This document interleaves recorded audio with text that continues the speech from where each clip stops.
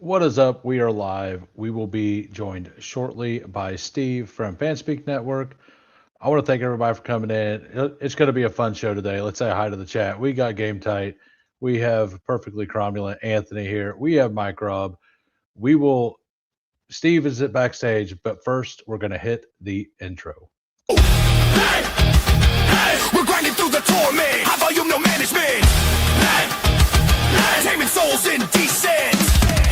Grinding drafts through the abyss, no rest in our veins. Feel striking like lightning, flooding endless pains from late season voids. He's dropping all the flames. Best ball legions unite, shattering the chains. Old school RP stacking fury, derailing trendy trains. Who is commanding the storm etched in our brains? Who? Hey, thunder in the names, claiming all the kills. Flames, names, games. Legion, wrath of fuse, stone age, torment remains. Best ball eternal, in remains infernal domain. Pterodactyl pigs, screaming, Cayman chaos reigns. Fossil fury fuels the fire, shouting through the veins. All right, we got Mike Robb popping in right there at the end. How we doing, Steve? Doing good, doing good. I saw that you posted this chart on Twitter, and I do have a mistake on the one on Twitter. I just okay. It hadn't updated for whatever reason. The Rams was wrong. Like I didn't move because over here I put a self note. I still had at where the Atlanta picks are. I had Yeah. 13 still. I hadn't moved it down, and then it didn't have like I guess I just missed the Rams whenever I went through it. So because I had 61, 93, 207 right, but the two picks they traded to KC and the ones they got back weren't Ah, correct. So I did miss them whenever because I already had this chart done, but I redone it after gotcha. all the trades. But I thought that this is just a nice little tool to make to like to the way to be able to identify who's willing to possibly trade up and trade back in the first round is by having a tool like this to be able to look at it and all this stuff. And over here at the this isn't on the chart I posted online. I just added this, but it's team needs according to PFF. Mhm. I don't necessarily agree with all of them. Like it doesn't have Buffalo wanting a receiver or needing a receiver. Like so, like I'm gonna add things. You're welcome to recommend things to add as well for these teams. Yeah. Uh, but what format do we want to? I kind of want to discuss like first round, what we kind of think will happen. Not necessarily a mock, but just like potentials for the first round and like who's potentially might trade back, and then we can get more into like the team needs and stuff like that. Does that sound good? No. I think that's a great way to approach it. All right. So, I mean, we could just start around two, right? Like, like, there's no real reason to discuss that. I know that there is one person in the community, uh, the colorblind down bad today. Yeah. I tried to put color here to make it look a little nicer and easier to recognize. Hopefully it works for people. I think it's I messed with colors for a while to try to get it very readable. I think Mhm. it's readable. Hopefully other people do as well. So one thing I wanted to say on the Raiders is the Max Crosby no trade. I think Yeah. has a big domino effect here Oh yeah. from the receiver side of things. Because when they made that trade right away, I said they could take a receiver. That's a perfect spot for Makai Lemon, maybe Yeah. Jordan Tyson, maybe somehow Tate, whether sticking there at 14 or trading up a little bit to get Tate. But now, with them not having another pick until the second round, and then third, and then they have a bunch of fourths. Receiver I think could be on the back burner for them because I wouldn't be surprised with that second rounders like an offensive lineman or some of their Yeah. more defensive needs. So in which case, I do think I feel better about Naylor and even Trey Tucker I than and Jack Besh is yeah, a late dart. Like I've actually started mixing Jack Besh in at the end every yeah. once in a while. Not often, but some. So just because I do Yeah, relatively I agree with agree. needs from PFF, and when they got that 14th pick, I thought either that or their second rounder now as a receiver. But now with them only having the second rounder, I think it makes it much less likely. They still probably add a receiver, but if it's like a fourth rounder, they take Lane in the fourth round, Jacoby Lane in the fourth round. Are we really going to care that much? No, probably not. Right. Uh By the way, chat, let me know. Do I need to blow this picture up a little more? I mean, I guess I can. There's nothing else on the screen. And if we're going to go slow, we can go, Yeah. looking through it would make more sense as well. Um, yeah, so I agree with that. At the same time, like and when we get down to the Dolphins, like we'll discuss this. Like whenever the Raiders moved up, I thought that meant that they were likely, but not for sure. I kind of thought that meant that at 36 they would go receiver Yeah. and they would go offensive line with that extra pick. Uh, I think like, and we'll get to this more when we get to the Dolphins, but like I really think that the Dolphins are like locked into a receiver, and I think it pushes all the receivers up the board. I think Mhm. that trade and the Max Crosby trade, since we're here, I think the Ravens are very, very live to take a receiver. They could take Sadiq, but yeah, I think that the Max Crosby takes these backsies that the nope, not mine yet. I didn't quit yet. The Ravens, that move. Nope, I disagree. Something came up, they didn't want it anymore. But I do think that plus the Dolphins makes a Mhm. gigantic change on the potential wide receivers going in the first round. Yeah, well, and especially because I talked about this just a bit on my show is a lot of the teams at the back half of the first round that we're 100% expecting receiver, 49ers, Bills, Steelers, Patriots, could any of them still take one? Yes, but I think all of them are less likely. Does that mean they're totally out of the receiver market? No. Um, Right. uh, but I think it changes the dynamic from those teams. But now teams like the Dolphins, the Ravens, back in the mix. A couple others, I think, are more Yeah. likely. So yeah, it's more like landing spot might not be as great for some of these receivers. I think the top end receivers are that way, but I think my boy Omar Cooper, even Denzel Boston, and maybe Concepcion, because Concepcion is the player that I think that could move up. Like he could just randomly go high. Mhm. Uh, but like I think that those three kind of are getting blessed with a potential epic landing spot, and we'll get into that more later. But I do think that, like you were saying with the wide receiver, that they were going to be locked into one. I don't know that the Ravens are going to be out on a receiver though. Neither So way. like I don't think it changes the capital at wide receiver, the chance of it happening.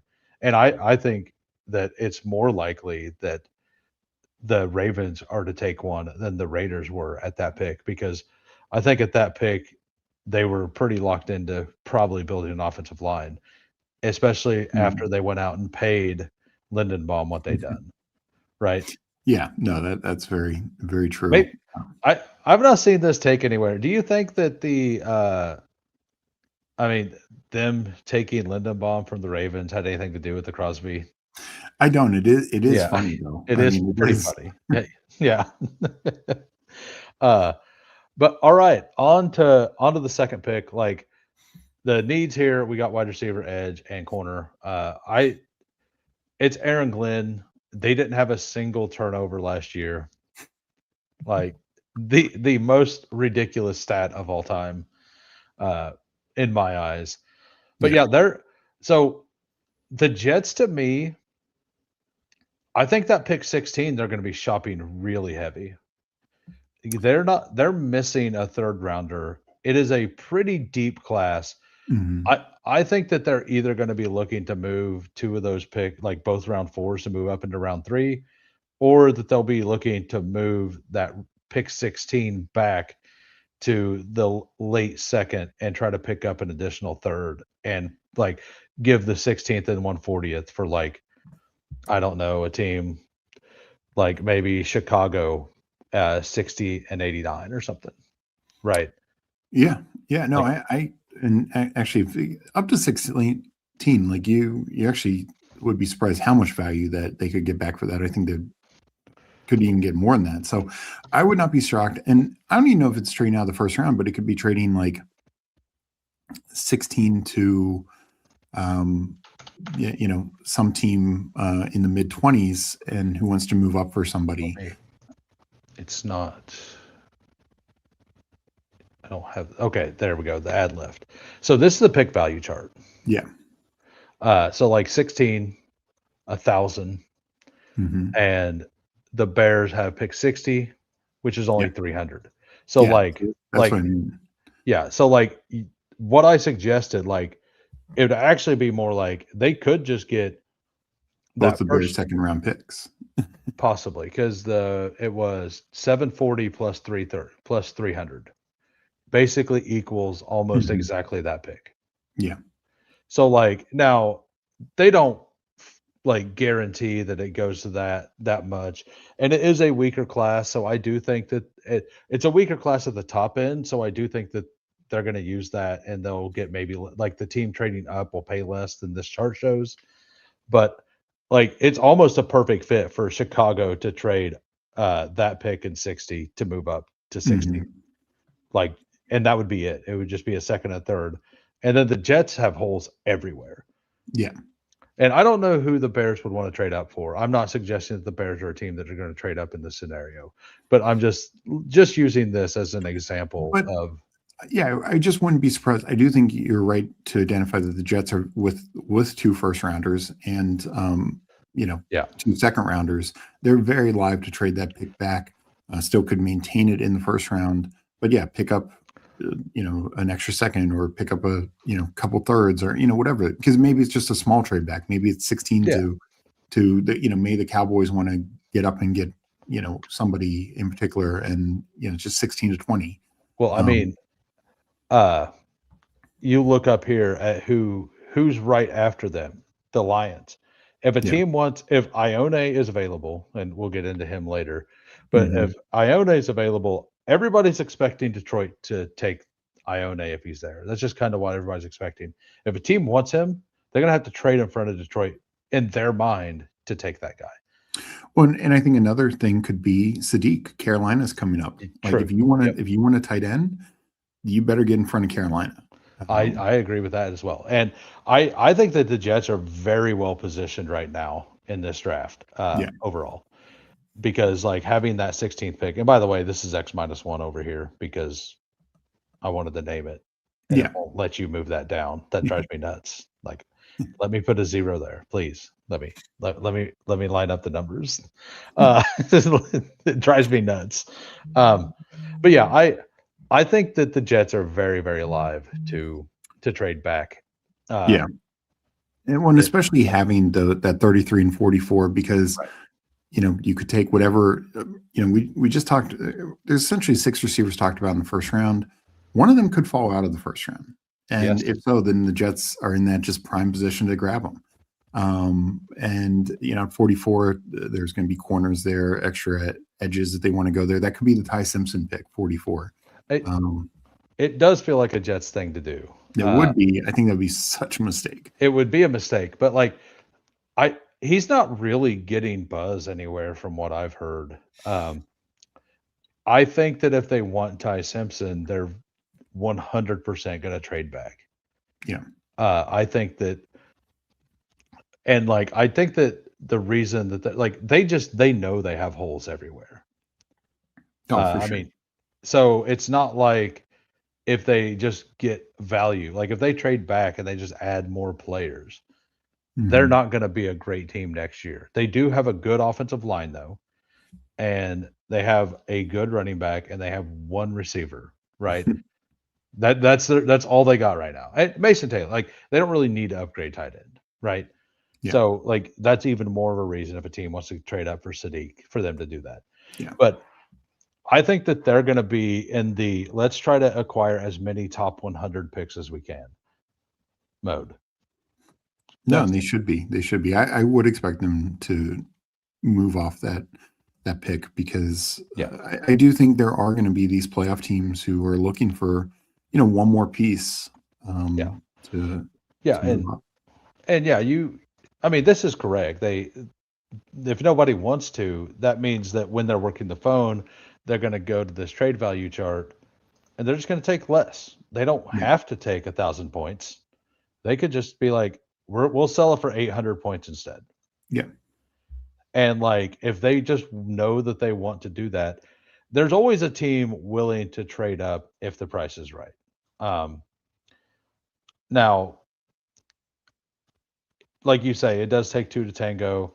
I don't know who necessarily is going to want to trade up this year, but like I could see Chicago making a move because Chicago Mhm. has 25, 57, 60, 89. Like they have a few extra picks early, and they're pretty close to like just needing a player or two to Yeah. really make a difference. So if they think that there's a player that they can move up for to really make a difference, like let's say Mansour Delaney's falling Mhm. and he's still there at 16. Maybe the Bears trade up to lock in or like the number one corner if that's their number one corner, right? Like that's the kind of thing that I think could happen is a team like the Bears could move up like that, or Philadelphia actually has an extra third here, Mhm. which would And an be extra fourth. So yeah, and they an could. extra four. So they could literally package 23, 68, and 137 Yeah. and trade or 98. Probably it'd be Mhm. probably be That's 98 and probably would be. 114, right? Yep. Probably be like 23, 98, 114 according to the trade value chart to move up. And like the Eagles aren't necessarily that far away Yeah. either, right? And even a team like the Steelers, like if there's a Right. particular player that they want, again Yeah, because going they have back they have three thirds, two and fourths. 2 seconds. So yeah, they're just in a prime position because they're for them Steelers it won't. Steelers have 2 seconds. No, I'm sorry, 2/4. I'm sorry. Oh yeah, So yeah. I'm just saying they have a ton of Right. that capital, and for them, it's not going to cost near as much. So it could be Exactly. 21.99 and 135, and they move up to 16. Right, because like the Steelers pick is worth 800 and they only got to get to 1,000. So all they need to do is go to like a third round pick, right? 200 points. There you Yeah. go, moving up.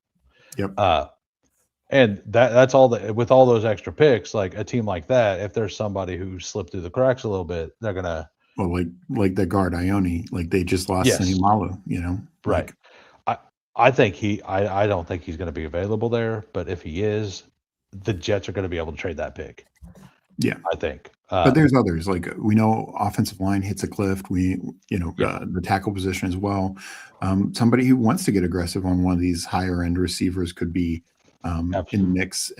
But honestly, there's still a lot of defense players, like you mentioned, like some of those corners, um, Right. for sure. So Yeah. So I want to say something real quick in case anybody's confused. DI is defensive interior. DL is either position, and ED is edge. So yeah, like D line is they need all of it. DB is they need safety and corner. S is safety, and then CB is cornerback. So it kind of is all encompassing. With if they need both, it just kind of puts both. Like DB is safety and just for people looking at this to so yeah, they have an idea. Um, so then we got Arizona. And I think that the Jets are going to just take whatever edge they think is the best in the class. mhm, We don't know who it's going to be. There's no quarterback there. I don't think they're going to take Carnell Tate at 2. Uh, they could, like, they absolutely could. I don't even know it'd be the worst move. I don't think I think that the defensive guy is going to want the defensive player. yeah. Uh, I think they take an edge, like you said. yeah, right. I think we're probably locked into the same guy there. But on to Arizona. Uh, Obviously, still no quarterbacks. They need defensive interior, linebacker, and tackle, and Mhm, they're in a bad spot because they have to take some. They either have to take a linebacker here as Sonny Styles, who everybody will be upset about because no linebacker is worth a, a top 5 pick apparently. Um, or they have to pull up a tackle up the board further than most people want to this year, yeah, and or they could or and defensive interior. There aren't really elite defensive tackles yeah, this year. It's all edges, so they either are going to go just best player available, or they're going to pull somebody up the board a little bit. And I think this is where the draft starts to get pretty fun. Like because they could take Sonny Styles, they could take, they could pull up either one. Like, been a bunch of buzz on Spencer Fano recently Mhm. too. I don't know he'd go 3, but uh, what's the guy's name? Mauiuga? Yeah. Is that yeah? Francis, the Miami tackle. He's pretty much what everybody expects to happen. But I don't know. I could see them doing something else. But they're kind of locked into one of those two spots, and they're just kind of in a bad spot for this year. Yeah. One and the other thing, while they desperately need a tackle, they really only need a right tackle. Yeah, And you know, ideally, if you're picking this high, you're taking a left tackle. Now, Fanu is a right tackle, so it actually works pretty well. And Mayuga could right. play right tackle. But this is where I do wonder. Not not that I think it's the best use of capital, but this is where Washington could trade up for Jeremiah Love and just get I ahead of the Titans, get ahead of the Giants, get their guy. I They don't do have a lot think of that picks this year. It'd have to be some future year assets. I was gonna say I do think that Washington is live to try to move up. I don't know if they really want to because Yeah, they have so many holes on defense as they have well. so little picks. And yeah, and like so they'd literally had to give up 7. It'd be like I mean, I don't know what they would have to give up because they'd have to give up 7 and a first next year, but then get back like a second next year or something. I think it would probably be like 771 in their second next year. Um, I could Oh, see, then they wouldn't have a pick until round 5. yeah, Yeah. yeah. I mean, Yeah, and I do think that this is right. Like it's hard to have too many edges. yeah. Um, But it and it is something because we saw this with the Giants last year, where it's like, you traded for Burns, and you give him up picks and a lot of money to him. You drafted Thibodeau. Sure, Abdul Carter's great, but it's like you feel a little, like they're just kind of yeah, stuck.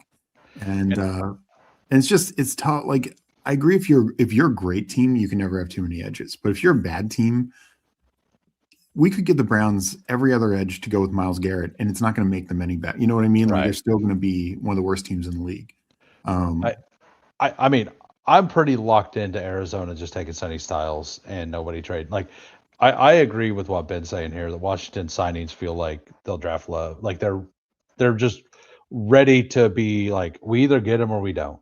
We would love him, but I guess it could be Jerome Ford season. You know. oh boy, uh it'll be a long year. yeah, right. But I do agree with that quite a bit. Yeah, Yeah. Uh so I mean, I'm pretty locked into thinking that they'll just take Sonny Styles, who's the best player on the board at the time. It fits a need. Um, I do think that teams this year may not care about positional value as much because the class is overall weaker. So I think that we could see some things we don't usually see this year. Like I wouldn't be shocked to see Iona go in the top 10, like randomly. Like no, because no, like that's fair. well, so like on top of that, like guard historically, everybody says can't take a guard this high. Well, he is an elite guard. Like Yeah, we seen what Booker done last year for Dallas. And then you go and you look at free agency and you look at what guards are getting paid versus left tackles. Used to left tackles got all the money and guards got like half of that. And it's more it's not necessarily even, but it's closer to even now. And mhm. if the money is even, why wouldn't we just start drafting it that way? Yeah, and to be fair, sometimes when guys are taking this high, like Quentin Nelson a couple years ago, a few Yeah. there are the exceptions. They've been pretty good. Not everyone, of course. And what I will say is, I think in this class, Ione is the most talented offensive lineman. Yeah, And end of the day, that matters. Like if absolutely. if there were a couple elite tackles, then yeah, you shouldn't take Ione above them. Right. Um, but there's no Trent Williams in this class. There's no, name. Uh, I mean, and we've honestly had a lot of disappointing tackles in recent years, drafted high. So I think he is fairly safe. I agree. My first mock, I had him going to Miami at 11. because I just think they need to, keep building up their O line. But honestly, if he cracks the top 10, it would not shock me. It would not shock me to see the Giants take him, but like, Honestly, if Love's not there for Washington, Yeah. they brought back Chris Paul, but honestly, their offensive line is probably worse than it was a year ago because they cut Tyler Biotish and are kind of replacing him with, Nick Algretti and guys like that. So, and I mean, honestly, Cleveland is very alive to do something like that. Mhm. Cleveland needs all the offensive linemen, and they want to be a run first team. Yeah. But let's talk about Tennessee. I think that's enough on Arizona. We got sidetracked, so let's kind of go down Yeah. the list. We got Tennessee here. They just have all of their picks plus an extra fifth. Mhm. They need RB, center guard, edge, and linebacker according to the chart. They did bring in a defensive head coach, Robert Saleh, who traded for a guy who he drafted in the first round at edge about 30 minutes after arm links came in at the combine, which I think matters. I think that's a sign that Love's going here, but it could be wrong. I think that they're also very live. Like, it's not listed, but I would like to add wide receiver to their list of needs for sure. Yeah, Like, because like as much as and I think you've been taking them some as well, but as much as like DK and Iron Manor had okay rookie years, it's completely different coaching staff. They didn't like blow the doors off or anything. Like they were just solid rookie years, right? And they brought in Wandale, they kept Calvin Ridley, but I absolutely think wide receiver is still alive for them. yeah. Now, I would probably think, given their moves, it could be more live second or third round, because They re-signed Calvin Ridley or restructured Calvin Yeah. Ridley. They went out and got Wandale. I don't think that they're going to go wide receiver early, but I do think that they add one in the first 4 rounds. Mhm. I think they're very alive to, like, they're a team that would love to have an offensive lineman here or an edge. So I think that it comes down to, do they want David Bailey? Do they want Ruben Bain? Or do they want Jeremiah Love? Pepper Tony doesn't think that Love is the pick here. I think, like, to me, honestly, I think if the Giants, Tennessee, Arizona, any of them take Love, it's not a great pick for them. They have too many holes. I kind of think that maybe even for Washington, like, it would be a lot of fun in Washington, but like Washington at least has enough of an offense already in place that they could just try to outscore people. That's not true with the Giants, Tennessee, and Arizona. Well, I think the difference with those 3 teams, and this is the time to have this discussion, is so Washington's running back situation right now is not good. Like, whatever you think of JCM, whatever you think of Rashard White, whatever you think of Jerome Ford, I don't think anyone should consider these guys a premier back. Correct. Let's start with the Cardinals. Like, I understand, Tyler Algier comes in and, his rookie year, he had 1,000 yards, but we know he's just been held back because of Bijan. If he'd been the starting running back for the Falcons every year, is he putting up Bijan numbers? No, but he would have been a consistent, like, top 15, top 20 back. He had 1,000 yards his rookie year, and then Exactly. they drafted Bijan. Like, Yeah. Okay.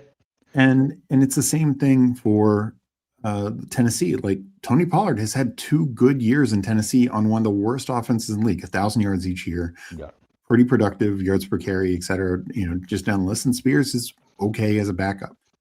And then Giants, we only got half a year of Scatteroo before he got injured, but he looked pretty damn good in that half a year. And then Tyron Tracy is just fine, Tyron Tracy had multiple good fantasy games. Yeah. He's a solid back. Like, I know a lot of people hate on him, but he's a pretty solid back. Now, and like, I would argue that the Giants of these 3 teams would need Love the least. Oh, I agree, because their guys are also young. Like, Yes. Connor is in his last year, and Algier is only a 2-year deal. Pollard is in his last year of his contract, and Spears is a free agent as well. Connor super old. Yeah, so it's like the Giants have Scatteroo, including this coming year, for 3 more years under contract. Tracy for 2. Yeah. No, I agree with this, but it's good for whoever's back there. Like, and they already have more. They have solid young talent already. But like, I I think that these three teams. I think all three. Like, I don't really think I think the Giants are wanting to try to trade back somehow to get this third round pick. Like you look at this, like they're missing a top 100 pick and they need a lot of help, right? Yeah. Like my whole thing this whole time with the Giants coming out of the combine, which is lying season for anybody who doesn't know, like all you heard is that they're going to draft, they want Jeremiah Love. Well, if you're doing that, you're for sure going to bring in that player for an interview, right? Like, you're going to fly him in. If you're going to play the game, you got to play the long con, right? Yeah. I think that they're wanting desperately because they've even said, yeah, if Love's not there, we'll be willing to trade back. To me, that I think that they just want to trade back no matter what. The question is like, I don't think they would with. Do you think they would with the Commanders? Yeah, I think fans hype this more than right. Like Washington's traded with Philly multiple times. Washington's traded with Dallas in the past. Philly and Dallas have traded in the past. I can't think of a Giants Washington trade in early rounds in recent years, but maybe there has been. Scadabo also had the fourth highest missed tackles force per attempt in the league last year. Like their offensive line wasn't great.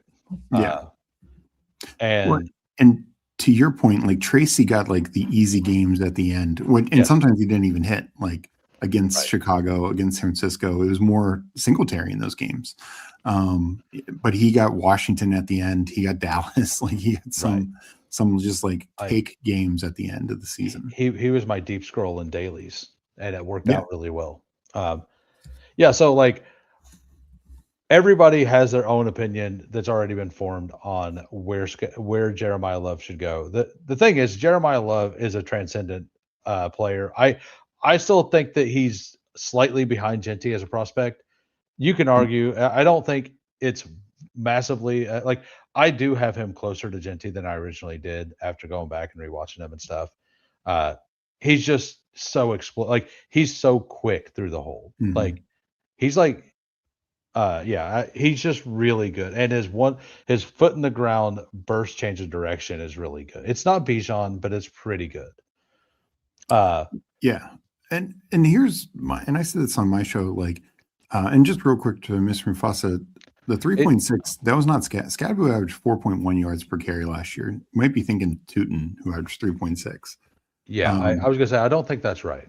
But the reality is, you look at any team, like Love is an upgrade over Judkins. Do I think Cleveland would take it? No, but it's like Love is an upgrade on every one of these running backs, except maybe Genty, to be honest. I think that's a toss up. Right. I having a running back that doesn't believe in CT. Well, I think they also have a quarterback that doesn't believe in it. So like that is, what could go wrong? What could go wrong? And we have like Dane Brugler, who I absolutely respect. How could you not respect him? Like it is like 50-50 in the market of Genty versus Love of who people think is better. The thing is that everybody says they're both elite prospects coming out. Like it's kind of arguing tomato kind of thing. Yeah, this is like arguing who's a better receiver prospect, Jamar Chase or Malik Neighbors. Like, does it really matter? They're both at such an elite level. Right. All right. So then we're on to Cleveland, who they have a lot of holes, almost only on offense though, and they have 2 first-round picks, a second, a third, like all their picks, and an extra fifth. Yeah. Like the problem is the one position they desperately need, they have no access to, which is quarterback. They desperately need a quarterback. They have Deshaun Watson, Shador Sanders, Dylan Gabriel. That's not enough. By the way, we were in a drafters draft yesterday or the other day, and a guy took all three of those guys. He took all Well, three Browns quarterbacks. was it the last three picks in the draft? I think it was 17, 18, 19, but Okay. I'm not positive. Uh, It's a all right. strategy. Yeah, it happened. Um, Yeah. So Cleveland, like, I think they could be the team. They're going to go offensive line, I believe.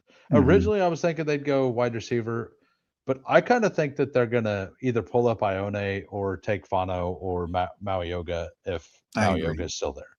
I think that they're going to do that. They know they want to run the ball. I could actually see them doing that and then trading 24 and 70 to move up. And I could see them being the team to move up to take Ione with the Jets. That'd be interesting. And they just secure an offensive line this year, keep their first round pick next year, and go full into the run game.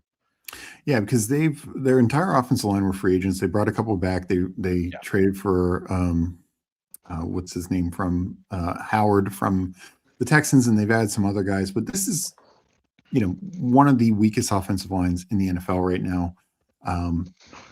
So I think they need to add multiple guys for sure. So could they go both in the first round? Could it be a first and second round?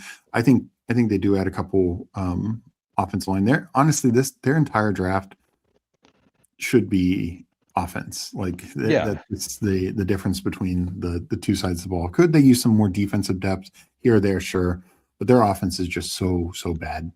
If Yeah. they're And smart, like I they think. could eat, they could, if they do this and they take Fano, let's say that the other guy goes, if they take Fano, then they trade up for Mhm. Iona, and then at 39, they take a receiver like Jeremy Bernard. Like, Yeah. that's a really, really good haul. hmm Like, that's an awesome haul for them specifically. No, and I said this on the stream that I was on because people were, asking like, "Oh, is Judy a value?" And it's like he might be, but what if they take two receivers in the top 4 rounds, which I think they're very live to, and it's like Judy, even if he ends up as the top target earner, still it might not be by, might be as a couple ascending rookies like kind of overtaking them. Yeah. And yeah, no, I personally think any running back in the top 10 is probably a bad pick. Yeah, and I and and just I to what this said, and I'll read yeah, this. Back to running back for a second by Peppertoni. You can argue that even Bijan and Gibbs were bad picks, even though they're great. Would Falcons rather have Bijan or Jalen Carter plus Achan? mhm, And same thing with Gibbs or Gonzo plus Achan, right? Like, and we find solid RBs super deep in the draft. yeah, The thing is, when you take a running back this high, it's kind of more guaranteed that yeah. they're going to be good. Like I guess that's not even true because like Trent Richardson was awesome for a season. But Uh, but in general, first round in backs general, don't yeah, usually hit. I know you're right. going to point to Clyde Edwards-Helaire, but Well, that he's like I don't count him as a first round running back because he didn't profile as one, and we took him in the last pick in the first round. and they Does could that have really taken like Jonathan we're Taylor we're instead. yeah we're talking like top 15 picks here. Yeah, Like there's a big difference between a top 15 pick and a 15 to 30 mhm. guy. At every position, by the way. That's not just running back, but at running back specifically, it's huge because running backs generally are getting discounted now.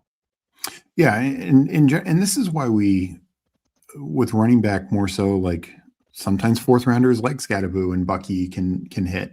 Yeah, Sometimes even later ones. Algier's a rookie, he was a fifth round rookie. I took him some that year because their number one running back was Mike Davis, and you're taking Algier in like the yeah. 16th round. And it was like, yeah, why not? Like, Why so not? opportunity ends up mattering quite a bit. Um, is how it plays. But when they're taken in the first round, usually we know that opportunity is already booked for Yep. them. Uh, so like also let's go back to the Giants for a second. I the Giants needs because we didn't really gloss over their needs and stuff. Wide receiver, guard, linebacker, safety. Like I think they're very live to take like Sonny Styles or Caleb Downs Hmm. or Garnell Tate. Like I think that like they could just take Jeremiah Love. I think it's a really bad move, but they could do it. I think if those other three players are all gone, and I don't think that Downs would be gone, I do think that they could take Caleb Downs. Like Caleb Downs is a defense or a difference maker on defense. And I Hmm. think that's why they want to trade back, especially after the Thieneman thing. If they would like to upgrade their safety spot, the problem is that like what is unless a team wants to trade up to get in front of Cleveland to get the tackle they want, and like Kansas City could do that. Kansas City could move 9 and 74 up to 5 to get a tackle that they want. That is not out of the question. I would hate Yeah. it, but it's very live to happen. Hmm. Or maybe even it might even be 9 and 40 actually. Like Yeah. that's Usually the 18 top is just so pricey. eight, yeah, it would be almost exactly right for 9 and 40 to move up to it'd be a little more. Like they had to give us back a fourth rounder or even a late third, something like that. So Uh, and they don't have a third, so they couldn't do so an early fourth, like so Yeah. that would be like a 9 and 40 for 5 and 105 kind of Hmm. trade. And like I would hate it, but it is something that could be on the table. And this is kind of what I was wanting to discuss today. Like let's identify potential trades and stuff that could Yeah. happen in the draft. Yeah, I think it's fun to like just know like options and stuff. And these aren't necessarily that these teams are going to do it. It's just what capital wise makes sense. Yeah. I think well, one team that is live to trade up, I think could be the Rams because they're all in. Yeah, They're all in for they are. this year. And And we'll go down to their picks real quick because they still have more than you would think. yeah. They have 13, 61, and 93. They could Hmm. absolutely uh like I think that they're gonna throw in next year's first if they Yeah. I really wanted mean, to go. it absolutely could be, but Yeah. even 1361 and maybe like a fourth rounder next year Yeah. could get them to 5, you know. Yeah. Yeah, absolutely. Um, and I think that the Giants would like. I think the Giants absolutely want to. Like, I don't know what the Mhm. Rams would move up for. Well, Like, I think Sonny they could be Styles would be. Sonny Styles, yeah. Yeah, Sonny Styles would be so good on the Rams. He Yeah. would be so good. Like Uh, I think for them, they're like they don't care about is it too high to take an inside linebacker? They just care, I want an impact guy who can get us to the Super Bowl. uh, no, yeah, exactly. And because I think that he'd be able to plug and play as well. But yeah, that's a good shout out that the Rams. And I was actually going to bring them up later. Yeah. Whenever we got to 13 as a potential trade up. But yeah, I think Cleveland will probably kind of. I think they could move up if Ione seems to be falling to a team and go double offensive line into a wide receiver, and I think that'd be super fun for like the Browns, uh, because they know they can't get like why not? You know you're probably going to pick in the top 10 next year in a class that you might be able to get a quarterback. Mhm. So why not set it up to where that quarterback has a better chance to succeed? Oh, like Oh, I agree. I actually think that's why they're 6 probably offensive line, 24 and maybe a slight trade up, but I think they're going receiver. They need a number 1 receiver. They they can't really keep, do. you They know, do. you can think Isaiah Bond's fine. You can think Tillman, if he can not get concussions, is fine. But these guys, they've just for years been, trading for veterans or taking like these like second, Right. third round, like small wide receivers and hoping they're like if they take Zachariah Branch in the second round, that does nothing for them. Well, Um, that's why I was saying like Jeremy Bernard. yeah, But no, for sure. But I'm saying like at 24, they could get if Tyson fell or Boston or it could Cooper be comes it back could be down. I think Cooper or Boston would fit them very well. Yeah. Like I am not like I really like Omar Cooper. Would I love the Cleveland landing spot? Absolutely not. But Yeah. I also think it's a fine landing spot. Like Yeah. Yeah. because you're gonna get opportunity one way or another. I think It it's may not only go ahead. sorry. I think it's only kind of a negative for one of the top three, like Tate at Right, 6 right. or, Lemon or Tyson if they, trade back up for one, or may trade back from 6, whatever the case may be, because the ADPs that we're paying is we're kind of expecting, you know, a decent landing spot to pay off. Not always. I mean, McMillan didn't have a Right. great landing spot. He paid off. But if it's Boston, if it's Concepcion, if it's Cooper, especially like these guys going 100, 120 ish, Yeah. 150, like it's so easy for them to pay off that ADP. Oh yeah, for sure. All right, now we're on to Washington. You think that they may be in the market to trade up? Yeah, I personally don't think so. I think that number one, I don't this to me, I think this is actually where we see the first trade. I think we see Kansas City trade up in front of New Orleans if Carnell Tate is available. Hmm. Uh take 9, like give up what? I don't know what we would give up, but it wouldn't have to be a ton, right? Like we could No. give up 74. Give up 9 and 74, move up 2 spots. You guys don't have that many picks. Give you 71, 74. Uh the Saints may end up taking it, like may take the edge you want, but if like Washington could use every defensive piece on the board and you're locked into one of those players at 9 basically if Yeah. Jeremiah Love has went. And if Jeremiah Love is there, you just take Jeremiah Love. And if he's not, you can trade back and you're locked into one of the two DNs or Caleb Downs almost for sure, right? Well, I think the good news for Washington is outside of quarterback and left tackle, they could use anything. So whether it's Yes. Love, whether they take a wide receiver, whether Yeah.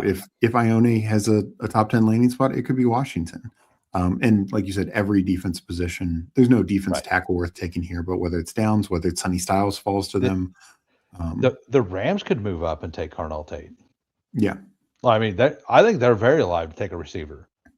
I think I I I know some people have talked about that because they were apparently in on the AJ Brown thing. I think if anything, they'd want a clear 100% starter like a Sonny Styles, like a Caleb Downs, even though yeah, I mean Caleb Downs would be so good for them, but they did re-sign Curl, so yeah, but they could use like a yeah, 3, like right. use him as like a joker, like type thing, like your nickel back. Um, so yeah, my thing is the Rams are just live to trade up for impact. Does Tate give them impact? Yeah, I just don't know as much. I agree that to some extent, but they also have 0 wide receiver 3 right now. But Yeah, it also depends, like, they would only do that if they were gonna move off of the 12 personnel stuff they were doing at the end of last season, and I think that they really like that stuff. yeah, especially It them bringing Higby back. You right. know, So, it's probably not something that happened. Flyfish here, does Washington think they're still a contender in the contender window with Jaden on a rookie deal, or was last year sobering? I think they do. The talk mainly out of Washington this year was we know we need to get younger, so they signed these younger players. Most of them were for 1 or 2 year deals. A couple of exceptions beyond that, and I think with what they did, they also and somebody mentioned this about the running back, but honestly, they did this across the board. They just went depth. They brought in De'Ami Brown and Van Jefferson at wide receiver and Traylon Burks. They brought in, they brought back Chris Paul, re-signed Nick Allegretti. They have another interior offensive lineman, but they still have holes at center and guard. Like you could make a case they could have a big upgrade at both center and guard. In addition to their big edge signing of Owe, they brought in Chason and Omenu. So like they're adding a lot of like good depth pieces, but that keeps them open. Like they could take David Bailey here. They could take Yeah. they brought in Nick Cross at safety, but they could use another safety. They could take Caleb Downs. I They brought in linebacker, but they could use a linebacker. Like right, yeah, they can use anything, and, like, I think that Washington's the team that I think would take the least to trade back as well. Like, because they don't have a second or a fourth. I think that if the guy, like, if Love isn't there, I think that they could definitely be the team to, like, kind of give in to a bad trade, like a bad capital wise trade. But it would be fine. Like, all that matters is that you end up getting pieces that you need, right? Yeah. Uh, like, I don't know that that's the case, but I could see that happening. I think a lot of these teams are going to want to trade back. Um, and I don't know, like Arizona, as we've talked, they're going to want to try to trade back because of the positional need stuff. Giants, I personally believe, are looking heavy to try to trade back. I think Washington is kind of live to move back as well. Like, and it takes two to tango, as somebody said earlier, and like that's the problem. Hmm. I don't think that any of these teams trading back are going to get actual value according to the chart or even close to it. Yeah, yeah, it is. It is interesting. Sometimes teams do strictly go by the chart. Sometimes teams will accept less.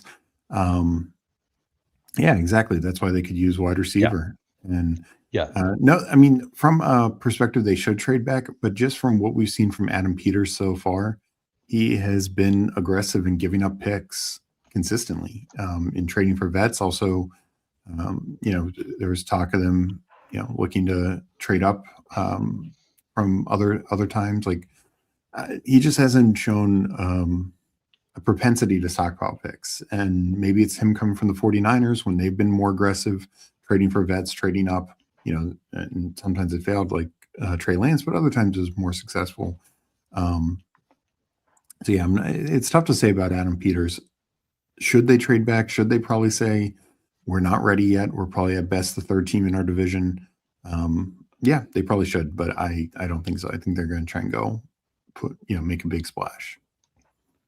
Yeah, this if they don't address, well, so like I Carolina did the same thing last year, right? They went out and they got McMillan. Like, they completed their offense and then they're like everything else goes on defense. Yeah, Now, the problem is that they actually had they had their round 2 and 4 pick, yeah, I they had think, draft last year. picks. Washington doesn't. So they like the entire NFL knows that Washington needs to trade back is the problem, right? Yeah, yeah. So, but I do think that if New Orleans, like, I think that New Orleans is very, very, very alive to take Cardinal Tate. I think that if a team wants Cardinal Tate, maybe Miami trades up. They have so much capital now. Yeah. Like, look at this Miami capital here. Like, if a team wants to trade up, they're calling Miami. Miami has 11, 30, 43, 4 thirds, Hmm. 75, 87, 90, and 94 for the audio listeners. That's an insane amount of top 100 picks. They Yeah. have 7 top 100 picks. If anybody's live to move up, it's Miami. Like, I don't know that they're necessarily going to be in the market to want to move up. They are rebuilding. They know they're rebuilding. That's why they want all these picks. But if there's a player they love, and look at that wide receiver, top of their chart. If they're in love with Cardinal Tate, they could be the team to move up to take Cardinal Tate in front of New Orleans as well. Yeah, and to your point, like some of these teams with Giants, Washington might be willing to take a little less. Like, from their perspective, we still get a guy we really need and love. But Rusty, something's got to stick. Yeah. I actually do think Miami probably will want to retain the 30th pick and the 43rd, but maybe they trade 3 third rounders, 87, Yeah. 90, 94 to somebody, Yeah, I could see them trading like I mean, let's just give a hypothetical here. If you are GM of Washington and they offer you 30 uh 75 and 90 to move up, are you not interested?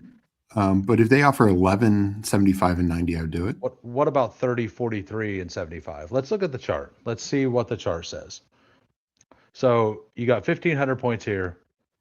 30 is worth 620, which is half of that. Mm-hmm. And then 43 is 470, and then 70. Well, so 43. So basically, that's more value. 43 and 30 is more value. Or no, it's a little less. Yeah. So and then like pick 90 would be 140. So yeah, that would be about right. It's about right. But I don't know if that's what Washington wants, because right. It's one thing moving to 11 and Washington saying, okay, like I'm still getting a pretty good impact player. I totally understand that, but like, yeah, you have to take you can only take the offers you're given. Oh, for sure. But that's why I was like, would you take this? And most teams are going to say no to that, but I do think that that's very alive to be like an offer. But I also could see Miami offering like 11, 90, and 94, and Washington considering that much more, because they get what they need, some depth picks. Miami gets their key impact player, but they also retain that 30 and 43, which are two very good players, and a couple third rounders. So that I think is way more alive, probably for both ways. Yeah, but I do think that they would call and try to do the 30, 43 thing first and then see if they counter or something, right? Mm-hmm. Like most teams would rather have the 11 plus the 290s than 30, 43, and 87 or whatever. Yeah. But I do think that Miami, if they love Carnell Tate, that they're very live to trade up in front of New Orleans, assuming the Giants don't take Carnell Tate. Yeah, I think that's probably the one player Miami would trade up for. While they need offensive line help, I don't think they trade up for another offensive lineman. And I mean, I generally agree these wide receivers are not the same as some other guys, but it's from Miami's perspective, it's give Malik Willis at least a shot, but then it's long term. Like, we have nothing at the they truly have nothing right now at the wide receiver position. Right. I know people want to make Malik Washington a thing, but we don't know what this new staff thinks of him. I mean, I'm assuming Tate's the number. A bunch of people saying like Tate's not the clear one. I think the NFL that is correct. There's going to be some teams without Tate as the number one. Yeah. But I do think that overall, like Tyson's the high upside guy if he passes the medicals. Mm-hmm. And if Miami passes the medicals on him, they're going to just stick at 11 and take him. Basically, I think. But if not, whichever one they like between Lemon and Tate, they could trade up for. Like, we're using Tate as a thing. Like, Tate has the most buzz to go in the top 10 of these three receivers. So if it's not Tate that they like, they're probably not trading up. It doesn't matter. Like nobody's trading up in the top 10 for Lemon, I don't think. I think that there's enough I don't think so either. Negativity around him, like overall with the weird interviews, stuff like that nobody's going to trade up for that profile specifically. Well, and it's just also, and we talked about this before, like Lemon just has to succeed in a way. Like, yes, if he's ASB, totally worth it. If he's a good slot receiver, if he's Khalil Shakir, he's not worth it. It's such a big mistake. So that's just a much tougher thing given his profile, because he can kind of only succeed in one style. Like, you need to be heavily in 11 personnel. You need to utilize your slot quite a bit. He's extremely good in this department. But if the usage is not there at the level that we're hoping for, then it's just much harder to pay off. And this right here is pretty funny because it literally would be the exact thing the Titans done with Treylon Burks. Like, go trade for the guy who's the exact profile of the guy you have. That's Lemon and Waddle are very different in the sense they are. Waddle is a deep threat vertical guy. Lemon is, intermediate. Just Waddle coming out of college, I actually have kind of changed my mind on the Waddle stuff somewhat. I don't love him at ADP, but apparently coming out of college, he was actually looked at as only a slot only guy. A little bit, a It's little what I've bit. been hearing. Like they were worried about it. So Yeah, uh, I'm like more open now to him being a better pick at ADP because he may be the guy they use moved around to go in the slot as well. So like, yeah, I wouldn't be and surprised. I think the slot guy's the winner. There is what I think. So we kind of skipped over New Orleans and KC. So let's go because this has all been talking about Washington trying to trade back, and Yeah, I I think Washington will want to trade back, and I would love to see Tate go to Washington just for a pure fun standpoint. I think it'd be fun, really fun to have you're Tate. not worried on Traylon Burks eating into his targets. Yeah, De'Ami Brown. yeah. Take the conversation full circle. Go from the lemon trade to Traylon Burks stealing, like maybe he is the alpha. I don't know. All right, so on to New Orleans.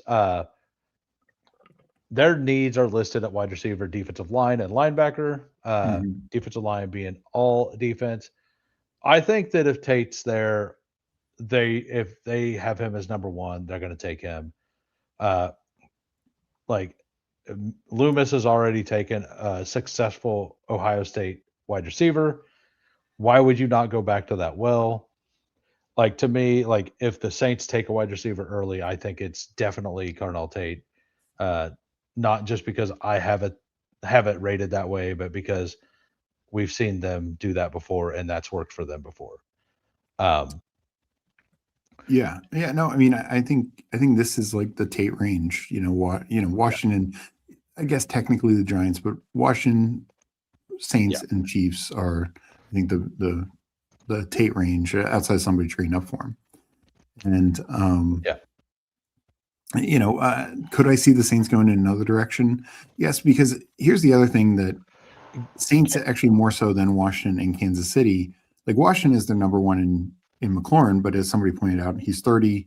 He's essentially has maybe just this last year or maybe one more year because then his contract, even though they extended him, it's not pretty. Like it was a very messy extension. There's a lot of money next year. You know, will he reduce it? So Washington could need a wide receiver sooner than the Saints. Olave, he's had injuries, but he's much younger than right. Washington's situation in Kansas City. We'll talk about in a second, but even though they have some technically young wide receivers, they don't Yeah. necessarily feel as good about those situations. So Saints are a team where I could If see I'm them waiting to the second round because I like if Sonny Styles is there, I think they take Sonny Styles. Yeah, if Sonny Styles falls, it's a dream for the Saints. Yeah. And I could see them taking an edge. I know they Yeah. have Chase Young, but they need to build up that defense more. Cam Jordan's still there on like the last year of his contract, I right? think they brought him back for one more. I actually don't know if that's official yet, I but I'm looking it up right now. it's they have a He few pieces on defense, but not a ton. he has not been re-signed I didn't yet. think so. So I might have missed it, but yeah, he's still probably expected back, but yeah. it's But it's like it. they could definitely use an edge, for sure. Mhm. And I think that one of Ruben Bain or David Bailey is going to slip in this draft further than they should. Yeah, I think Arvell Reese definitely goes early. I think one of them falls, and if Washington ends up or the Washington spot ends up being Carnell Tate, I think that the Saints are pretty much locked in to taking either Sonny Styles or one of the DNs. yeah. Um, I don't think that they would take like Caleb Downs. They don't really need that, but I think that I could see them pull up a corner because as much as that is, Kool-Aid McKinstry is good, the other one is Yadam. I mean, he's nothing so you nothing want to special. They lost what's his name in free agency. so you want to add a cornerback to their list. And by the way, I think edge and GAB, corner should be on their list. Because I know D line's technically both, but yeah, to me, at least in this first pick, it's only an edge. There's no defensive right, end right. taken in the top 20 picks in my book. Yeah, so we'll add corner. We did this. I also agree with this, by the way, that it shouldn't just be tackle. Like I think the Raiders tackle situation is actually better than their guard situation.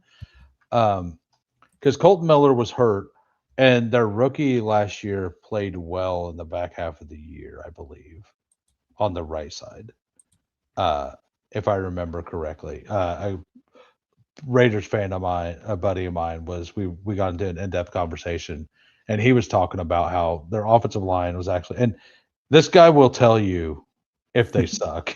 Like he'll be the first to tell you when somebody sucks. He's like, I actually think that the line was better, is what he was saying. Like then they're giving credit for. Not that they don't need to improve it, Yeah. but like he was saying that they needed more interior help than exterior help, and I'm going to trust him uh, because he watches every game. So, uh, but yeah, the Saints to me are kind of locked into an edge if Tate's gone. And if Tate's gone, I think it's 50-50 what they do. Or Tate's there. I think it's 50-50. Yeah, that's kind of how I see it. All right, on to KC. I want, like, so as a KC fan, my dream is that everybody's scared of Ruben Bain's arm length. I want Ruben Bain as a like. I love Ruben Bain as a player. I think that if I'm the Jets, I take him at 2. But I really love Ruben Bain. Yes, he's got the short arms, but he is an absolute monster. But I think KC is very live to take a wide receiver here, as we were getting, and that's more. And like I know it says DB here, but I do not want, like, the last position I want Kansas City to draft early is a DB. Kansas City, just over the last, like, ever since like 2012, we just develop late round corners like they're nothing. And we've done a very good job of it year after year. I don't know when Brett Veach got there, but ever since Veach has been there, we hit on a late round secondary piece almost every single season. Mm-hmm. And it's almost always a corner. And we don't re-sign them. Like, we trade them away and get draft picks for them. L'Jarius Sneed. McDuffie was actually a first-round pick, who I really wanted that year, and it absolutely worked out. But that was not at pick 9. That was at pick 21, maybe. So I don't want us to do that. I think we should absolutely go with an edge, a wide receiver, or if Caleb Downs is still there, I'm fully in on Caleb Downs, maybe even Thieneman. Like, I kind of want Monroe Freeling, is who I want specifically. Like, if Tate's gone, I know tackle's not listed here, but I'm absolutely adding tackle here. Like, we need a tackle. Like, that to me is the number one need for Kansas City, is a tackle. I don't even think it's close. Wide receiver, if Tate's there, I could see it. But if Ruben Bain or David Bailey makes it to us, I kind of want them. I would love Caleb Downs, and I would and if those 3 players or if those 4 players are gone, I think we just take whichever guy we believe can take tackle the most. Well, this is where them getting the 29th pick, I think, was so huge. Yes. Because now they can circle that to be wide receiver. Exactly. There should be a good wide receiver there. Tackle falls off much more. Edge falls off much more. I agree with you. I'd take one of those 2. Bill in corner in like the 3rd, 4th round. And that's kind of how I feel with the Chiefs, is it really should be a tackle or an edge at this point. Yeah, that's where I'm at fully. And like, I'll be upset. I will be furious if we take Kenyon Sadiq. I know I've seen people floated around. It's a very lazy thing to do. Number one, just because Kelsey's old, they have the void years, they need a replacement. Like, how about we take Max Clare in round 3? Yeah. Or take Roush in round 4. Yeah. Like, or apparently Michael Trigg in round 6. He did you see those jumps, by the way? Yeah. He did not look healthy. He looked like he didn't want to be there. Yeah, like I don't know what's going on there. Like, well, he said he hurt his hamstring, and then they jumped anyway. It's like, why are we jumping? Like, why are you? Why? This is like the Gunnar Helm thing last year. Like, wait, almost broke your Oh, ankle and you're still trying to run a 40. well, What are you he at doing? least tried. Like this is more like the Restrepo thing, to where Oh yeah, yeah. you I like see what you're saying. he. What are you doing? Like you went ahead and said, and yeah, like Stowers at 40 is would be fine. I wouldn't like it, but I would much prefer that. Like Sadiq at 29 or at 9 is just No, I don't think it's in the cards at all. neither do I. Neither do I. I mean, they still know grade. They still have Yeah. Wiley. Um, like And it just doesn't make sense. Like, do they eventually need to replace Kelsey? Of course, but this is why it's good that Kelsey's coming back this year because and it's not a primary need this year. we've taken multiple tight ends over these years, and it's always Mhm. been around 3 and later. Yeah, So I think that that's where we're at. I think Max Clare at 74 is very alive. hmm I agree. I think that if he's gone, like Sam Rouse or Oscar Delp in the 5th Yeah, seems pretty Justin live. Jolly, Yeah, yeah, Jack all those. Hernandez, any of those guys, fourth, Yeah. fifth round, start to become interesting. All right. So Cincinnati, they have all of their picks. They need to guard, defensive interior, linebacker, safety. Cincinnati may get the steal of the draft. Like, there's a chance that Caleb Down falls all the way to Cincinnati. Yeah. And if he doesn't, I could see them still just taking Thieneman. I I don't know that that's going to happen, but I don't think that it's out of the realm of possibility. So I do wonder with them getting Brian Cook from the Chiefs and Jordan Battle has been probably their best safety. I know that's like saying, that's not exactly like a high watermark, but he's been fine. Um, I wonder, I know it doesn't list here, but why is edge not something? Like, yes, Yeah. they brought in Mafe, but they lost Trey Hendrickson. Yeah. Like, yes, they took Shamir Stewart last year and they took a couple years ago Miles Murphy, but these guys I, haven't done anything. I might have mistranslated some of these as well. And no, I mean, but I could see some people being more out on them taking an edge Nope, because it just says defensive interior. yeah, I think that's wrong. I Speaking of, they just signed Jonathan Allen, but oh, so defensive interior guy, huh? yeah, Yeah. Yeah, so like once again, if Sonny Styles falls down here, like I don't think he's gonna pass the Saints. But if he does fall, like the Bengals are just gonna take best player available. hmm And I don't really think that they're in a place that they're gonna trade back or anything either, or even try to. There's gonna be a player that they kind of like here. Um, they just also never do it. They never trade yeah, back. They uh, never. They're just so vanilla when it comes to this. yeah. And Austin Schneider was talking about this the other day. He's like, he was mad. He's like, I haven't even looked at what picks Cincinnati has, but they just have all their picks because they never yeah, trade anything. They never yeah, do anything. He's like, so we're just gonna pick. We have one of every pick because that's what we do, and we yeah, don't it's move. usually the Bengals way. Yeah, I it's will say, like, this is where I think Ione could be. yes, They took Fairchild, was it last year, who's been solid, but they could use another guard. It's like their one offensive line, like real offensive line weakness. So, keeping Burrow upright is a priority for that team. it presses the plane. 100%. That That's is good. That's good. Uh, the thing is, he does it before the first round. Like yeah, some teams might be like, okay, we'll make my first round pick and then I'll hit the plane. No, he does it before the first round. he's like ranks are set, Yeah. plane. He's positional limit set to 1. Let's go. Let's Yeah. yeah, so this is completely dead, sir.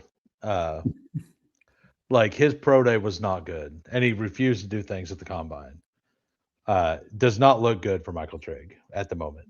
Now, Yeah. I still believe that he was actually hurt, but I believe that about Restrepo last year too. He's at most Michael Trigg at this point is a late 3rd, early 4th round dynasty snag. I Mhm. think it does not look good.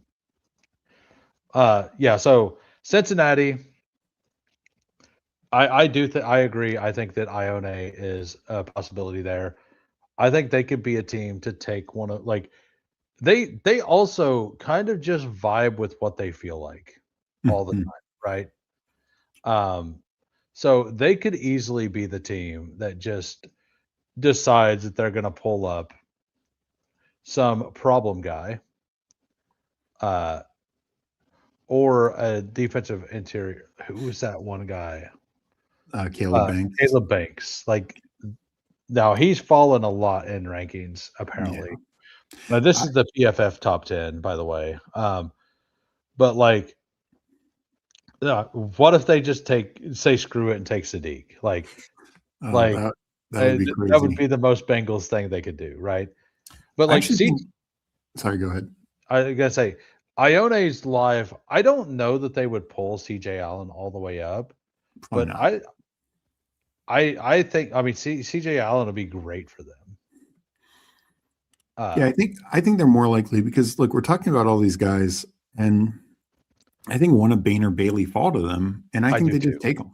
You know. Yeah, because like you look at the rankings and like let's say two offensive linemen go in the top, which I think is live because let's say Mauioga goes to the Browns and then Spencer Fano goes to Kansas City. That's Hmm. pretty possible. Well, now we just moved and then Carnell Tate goes, right? Yeah. That pushes these guys down, and that means either one of the edges or Caleb Down falls to Cincinnati. Yeah.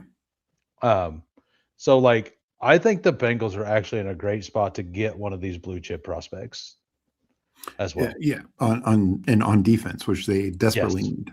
absolutely.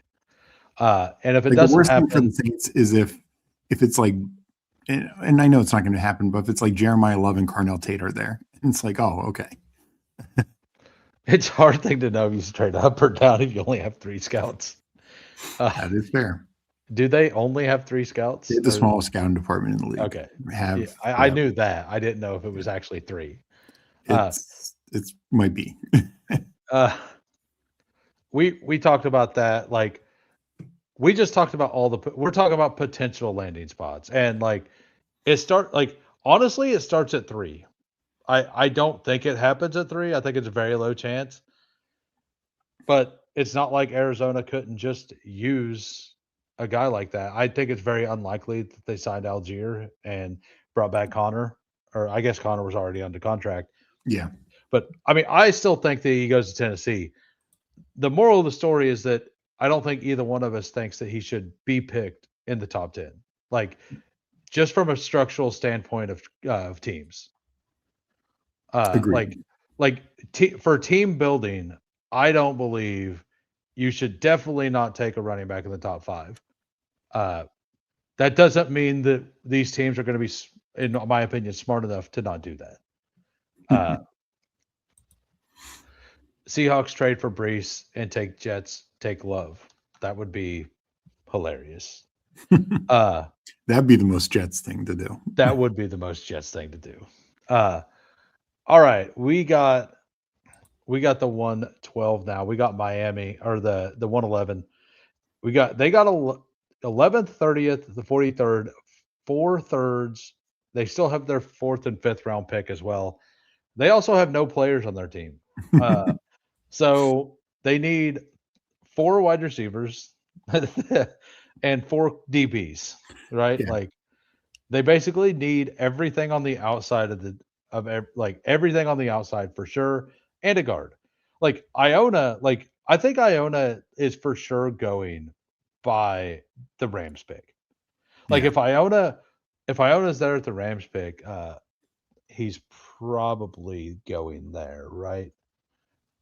Or was And yeah, Havenstein? Havenstein is he's a tackle. So but the Rams could still use a guard. Like I yeah, would not put it past them. and they want to be a run first team. They've been that, and Iona's gonna be a plug and play guy to help them win now as well, right? Mhm. So I could see the Rams, and by the way, the Rams are down here by the chart. Uh, but I think that this range is the latest Iona is going to go.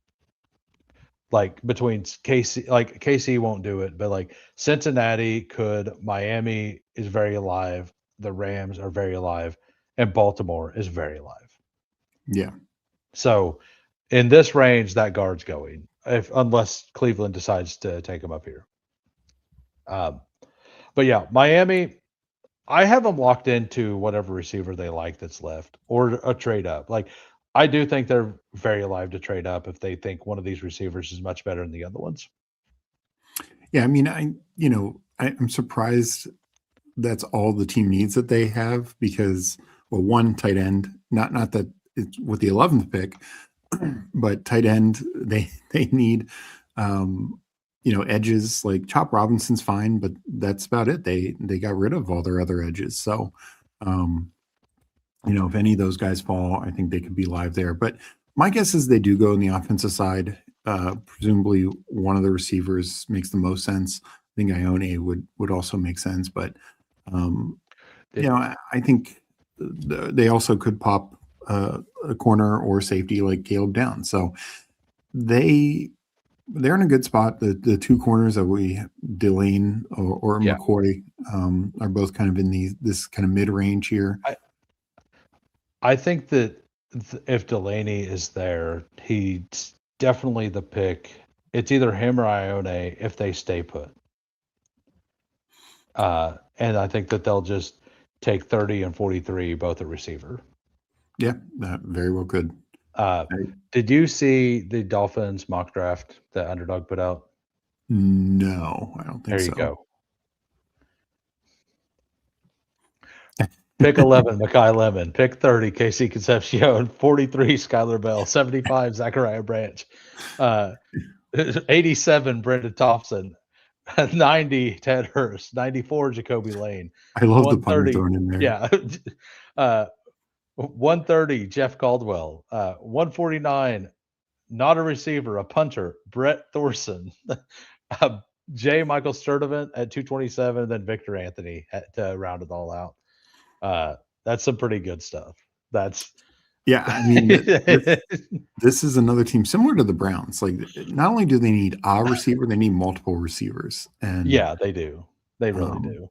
and so yeah, I think Luckily for them, it is a very like I think it's not almost every single prospector has 18 minimum receivers in their top 100.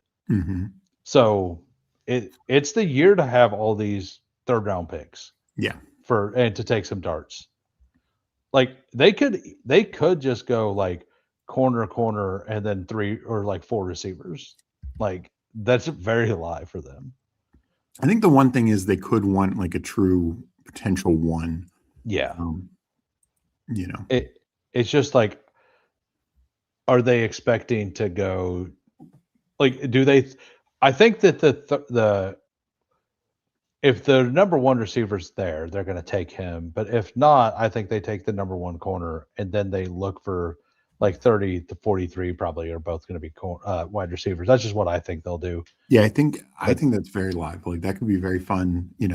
They take Delaney there at 11 and 30, whether it's Cooper, Concepcion, Boston, whoever it yeah, is, and then 43 Bernard. yeah, Could yeah. be Like, who's their quarterback? It's Malik Willis. Malik Willis. I mean, it's death to whoever goes there. But uh, But he'll have perfect opportunity. Like this in many ways. And it's kind of the same thing with the Browns. Like, would I be worried if they do take Tate? Can Tate pay off? Maybe.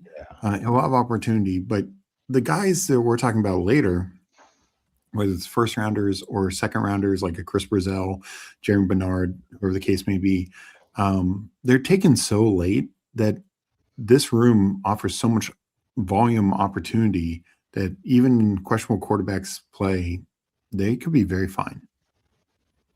yeah. So even if Miami thinks a guy could be at 11, why take a chances when you have the extra picks? Are you talking about trying to move up? Trading up. Yeah. Yeah, look, that's why I say if they really like Tate or Lemon or whatever, they are the team that's most live to trade up to Washington. It only like the pairing makes so much sense that if Miami loves a guy, even if it's Mansour Delaney, like if you want to lock him up, like a lot of people think Kansas City is very live to take a DB. So you'd have to move in front of Kansas City if you want to make sure. Right. Mhm. So like no matter which player it is that they fall in love with, if they want that player, they probably have to jump KC or the Saints, one or the other. So I do think I think it's like 50-50 that Miami ends up moving up. I really do. So let's go to Dallas. Dallas is another team that's very likely to trade back as well. Possible because they're missing their second, but they do have 2 1s, so they don't need to, but they could. Like I think that at 20, they could trade back a few spots and try to pick up an addition, like to try to trade something back. I don't think they're going to be like actively searching this at 20, but I think that if teams call them with a decent offer, that they'll listen at least. So my vibe is Dallas is very live to potentially move up. Also, I know they're missing some picks, but the way I look at one, we saw that they put up together an aggressive package for Max Crosby. I believe it was 12, and A set next year's second. next year's second, I believe it was. Yeah. And Did- we Let's talk about that for. I want to talk for a second. Did you know that whenever the medical was failed at Baltimore, that Dallas's doctor was there doing the Mhm. medical? Isn't Yeah. that kind of weird? No, because I think this is the reason they do it. So you can't just say, "Oh, a team failed them on purpose." Like, But that team was involved in the trade offers, so like it does feel a little well, disingenuous. what you do is apparently you take, it's like 3 or 5 other opinions. Like your doctor, you've used it, but Okay. then 3 to 5 other doctors, and I don't know if they chose. I don't know how that works. And maybe it was like, Dallas was like, "Hey, we'll take a look at that."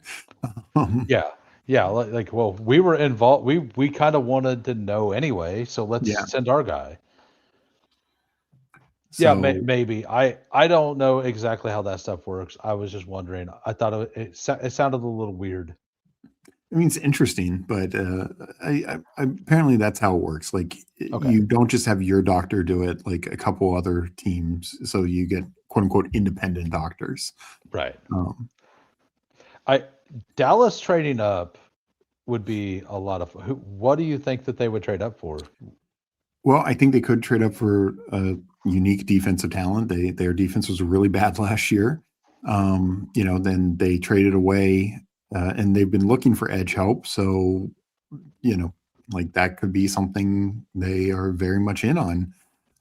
If they're not going to get Alvaro Reese, I believe, but Bain or Bailey, if they're, and especially if it's just like they have to move up a couple spots. Like I don't think they trade up to 3 to the Cardinals, but if they have to trade even with the Giants or the Browns or Washington, and they want David Bailey, that could be it. They could go defensive back for sure. I don't think they're trading up for like a receiver or anything of that nature, but some key defensive player, definitely. The reason I kind of think they may trade back at 20 is based on everything Jerry Jones has been saying. Like for the last 2 years, they want to improve their run game, right, or their run defense. I think can't remember his name at the moment. The Ohio State guy. Oh, McDonald. Yeah, Cade McDonald. Yeah. I think they would love to take him, and I think that they may just take him at 20. But I think if they could trade back to anywhere before Buffalo, they're kind of good to still get it. Like if a team like, let's say Chicago wanted to move up to secure something in front of Pittsburgh or whatever, or the Mhm. Chargers, like I think that Dallas would be willing to move back a couple spots and secure. Because if McDonald gets past Carolina, I think that Dallas could just take him, or they could trade back because a lot of these teams don't really need. I guess Chargers could use him, but I just think that that's something that they may be willing to do. Is all. Yeah, I mean, I do feel like them getting Quentin Williams during the season. I don't know if they continue to build out the defense tackle. But And it would be so nasty with both of them. I know, I mean, I get that. It's Yeah, just I feel like their edge right now is so thin, it is. Yeah, and like a they Bailey or a don't Bain is available.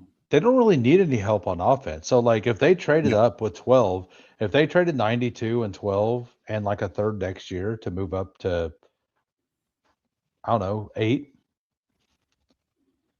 yeah, uh to get one of those DNs like and then they took McDonald at the end, like that instantly makes their defensive line really really good.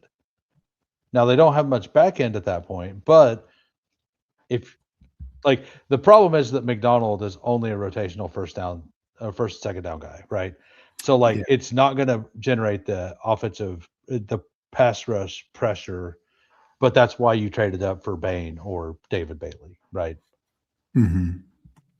Uh, Yeah, and this is the other reason why I think they're going to be aggressive. Well, I do agree. Like Jerry Jones is, like he moves up and down all the time, but I also think Jerry Jones understands like his window is closing for yeah, seeing another Dallas Super Bowl. So it's not just about like the team perspective; it's his own personal right. window, and that's why he was aggressive at the deadline to bring Quentin Williams. I believe. Oh yeah, and this is another point. And Lee Hunter is a fantastic run stuffer as Mhm. well. And like if they miss on him, they it's fine. I do like McDonald a lot more, but Lee Hunter feels like a cowboy too. Right? Like if you don't if you know you know. Like he's got the character concern stuff and uh right like Yeah. so all right. So yeah, I agree. I think that they could be a wild card to move up. I don't think that'll happen, but it is live. All right, now we're to the first team that doesn't have a first round pick in Atlanta. They also don't have a fifth round pick. Give me 1 second. Uh, let me. Can't remember. I know how to lock these rows. Conditional formatting. Nope. Take just as. Where's the freeze? Oh well. Oh whatever. I'll freeze it later. But we are here at Dallas. All right. So we got pick 48, 79, 122. And no James Pierce. Yeah. So not official yet, right? Like he's not officially suspended yet, but Not it's not I don't know official. what to think here. Like they need a wide receiver bad. They need a defensive interior. They actually need a D end. Uh, right? They need Uh, a lot. they need everything on defense. Like which is weird because at the end of the season last year, their defense, do you know, I think they were number 2 in the league in sacks. I didn't realize Uh that. Let me look it up. NFL sacks 2025 by team. And it was like not even close. Like, yeah, 60. Let me just put this in over here in a different window. So, well, whatever. Where is it? Yards allowed, total yards passing, sacks 68, 57, 53, 49. So they had 8 more sacks than the fourth best team. Yeah. Fortunately, their sack leader is not going Yeah. to be playing next year. Right. Like they really came on at the end of the season as a Yeah. solid defense. Like as a solid, like scary defense. Uh, which is something that I kind of noticed like playing the daily stuff, but I didn't realize how good it really started to get. Hmm. Um, but that's like so if James Pierce is good, they don't need they're actually pretty good. But Yeah. if he's gone, it's really bad. And So I don't know what they're going to do. They can't really make a move to move up. Uh, I think that they're going to take a wide receiver probably with one of these two picks, not with the early pick. They'll take a defensive pick over here. Uh, like they're going to be a run heavy team, right? That's what Stefanski does. They're going to throw to their tight ends. Yep. I know it was their new GM or whatever his title is. He said this is going to be the last time we only have 5 picks in the draft. So, yeah, I wouldn't be surprised if they, this year's like screw it, like they trade back, not like from 48, like they'll trade to the end. This is a situation because we'll talk about Seahawks. Like Seahawks they don't have a running back right now. It gets to mid-second round and they trade up to 48 for price. I think that's the kind of live thing to happen. I actually think what's going to happen is I think Seattle's going to trade back into the middle of the second and take price there. Yeah, I think that's what I was going to talk about, which we're saying the same thing. We think Seattle's going to make it because they're missing round 4 and 5. Yeah, that makes it harder for them to trade up for sure. So like because of that, I think that they're going to try to trade back. And it is the last 5th-year option day pick. Mm-hmm. Everybody talks about it for quarterback, but it's for every position, believe it or not. Every position that's live. So yeah, you don't think the Cowboys want a 5th-year option on George Pickens instead of the franchise tag? Or the Colts to have one on Alec Pierce. Those are both 2nd-round picks. Yeah, exactly. So if there's a player that somebody loves, like even if it's just the Cardinals at 34 wanting to move up, just throwing them a 6th-round pick or a 5th-round pick to move up 3 spots or 2 spots just to secure that 5th-year option on a player. Like if they could get it for a 6th-round pick, why would they not? And like maybe that's not what I'm talking about for Seattle. I think that they'd be willing to trade back with like one of these teams, like a Miami, if Miami wanted to jump up and get a 3rd first-round pick and add a 90th overall pick, 43 and 90, and then a 43 take price. Mm-hmm. Yeah, definitely possible. But back over here to Atlanta. Yeah, I think that that's very live too. Like I think that a team is going to be very willing to move up to 48. Like a Pittsburgh could do that. Yeah. Like Pittsburgh is probably going to be looking to move up, take an extra pick in the mid-second, I think. I think there's a bunch of talent in the mid-second this year. Mm-hmm. Like it's a pretty deep class at defense, at pass rusher, and at offensive line and at corner. Another team that could package picks up would be the Jaguars. They don't have a first, but if they feel like they want to get higher than 58, or maybe even package multiple 3rds and other picks together to have 2 2nd-round picks. I mean, assuming they would accept it, yeah. Like these teams with the running backs, like I think the Jets are going to be stubborn about not getting their 3rd last year and just refuse any offer this year. That feels like a Jets move. Yeah. Like take something bad and make it worse. All right. So yeah, I do agree. I think that they're definitely going to try to move back. And if they said that's the last year, we're going to only have 5 picks. What if they trade back with the team like to 55, like just picking a number at random, and then they just acquire a 5th-round pick next year to do it? Well, and I think it would probably be more. And that's actually why I mentioned the Seahawks, because they're missing those other mid-round picks, but it could be 48 to 64. I think it was 48. And it's not 96. It's the Seahawks 3rd next year and 188 this year, something like that. May I interest you in the Rams mortgaging picks next year to win this year? Another team, same sort of thing. 61 and a 3rd next year to move, or a 4th next year to move up. Yeah. Right. Like move back some, acquire additional reasonable capital for next year. I think that which would be pretty funny because it's all the It's Rams. still, yeah, it's still the team that they traded James Pierce for James Pierce. So like they obviously have a connection. It wasn't the Rams' fault that the James Pierce thing happened, right? No. Like so, but that means that those offices have communication as well. Mhm. So on to Baltimore. Let's try to get through these a little faster. We've been here Yeah. an hour and a half. Like we've kind of discussed some of the back end stuff as we went through it as well.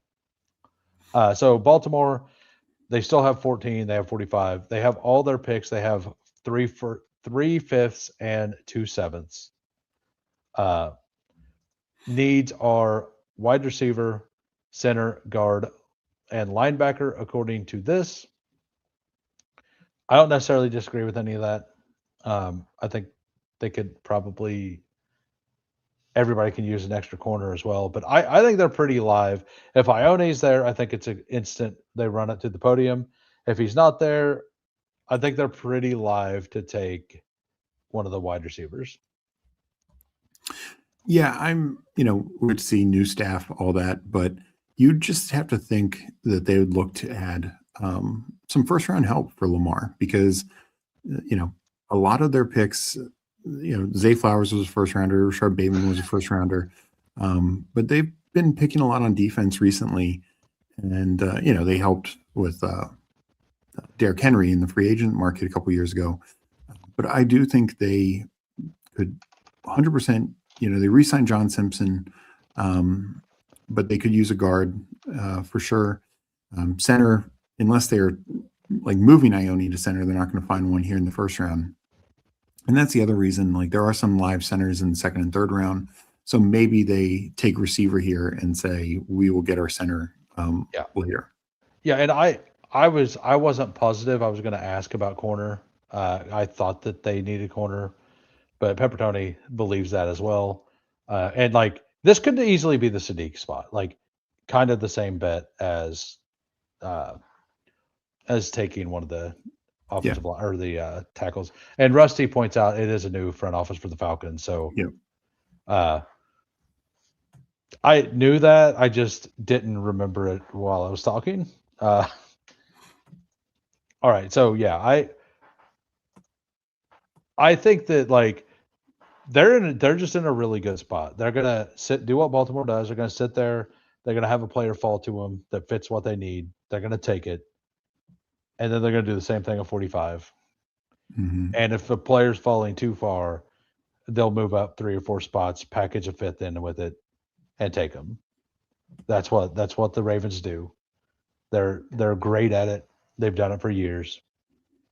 But anything else on the Ravens? No, I really would be shocked if they go Sadiq as well. Very similar to the Kansas City stuff. Like yes, long term, but I think they need impact this year. I think this is where the Sadiq watch starts. Is Tampa. Tampa pick 15, 46, 77, 166, 155, 195, 120, 229. They have only their picks and no compensatory picks.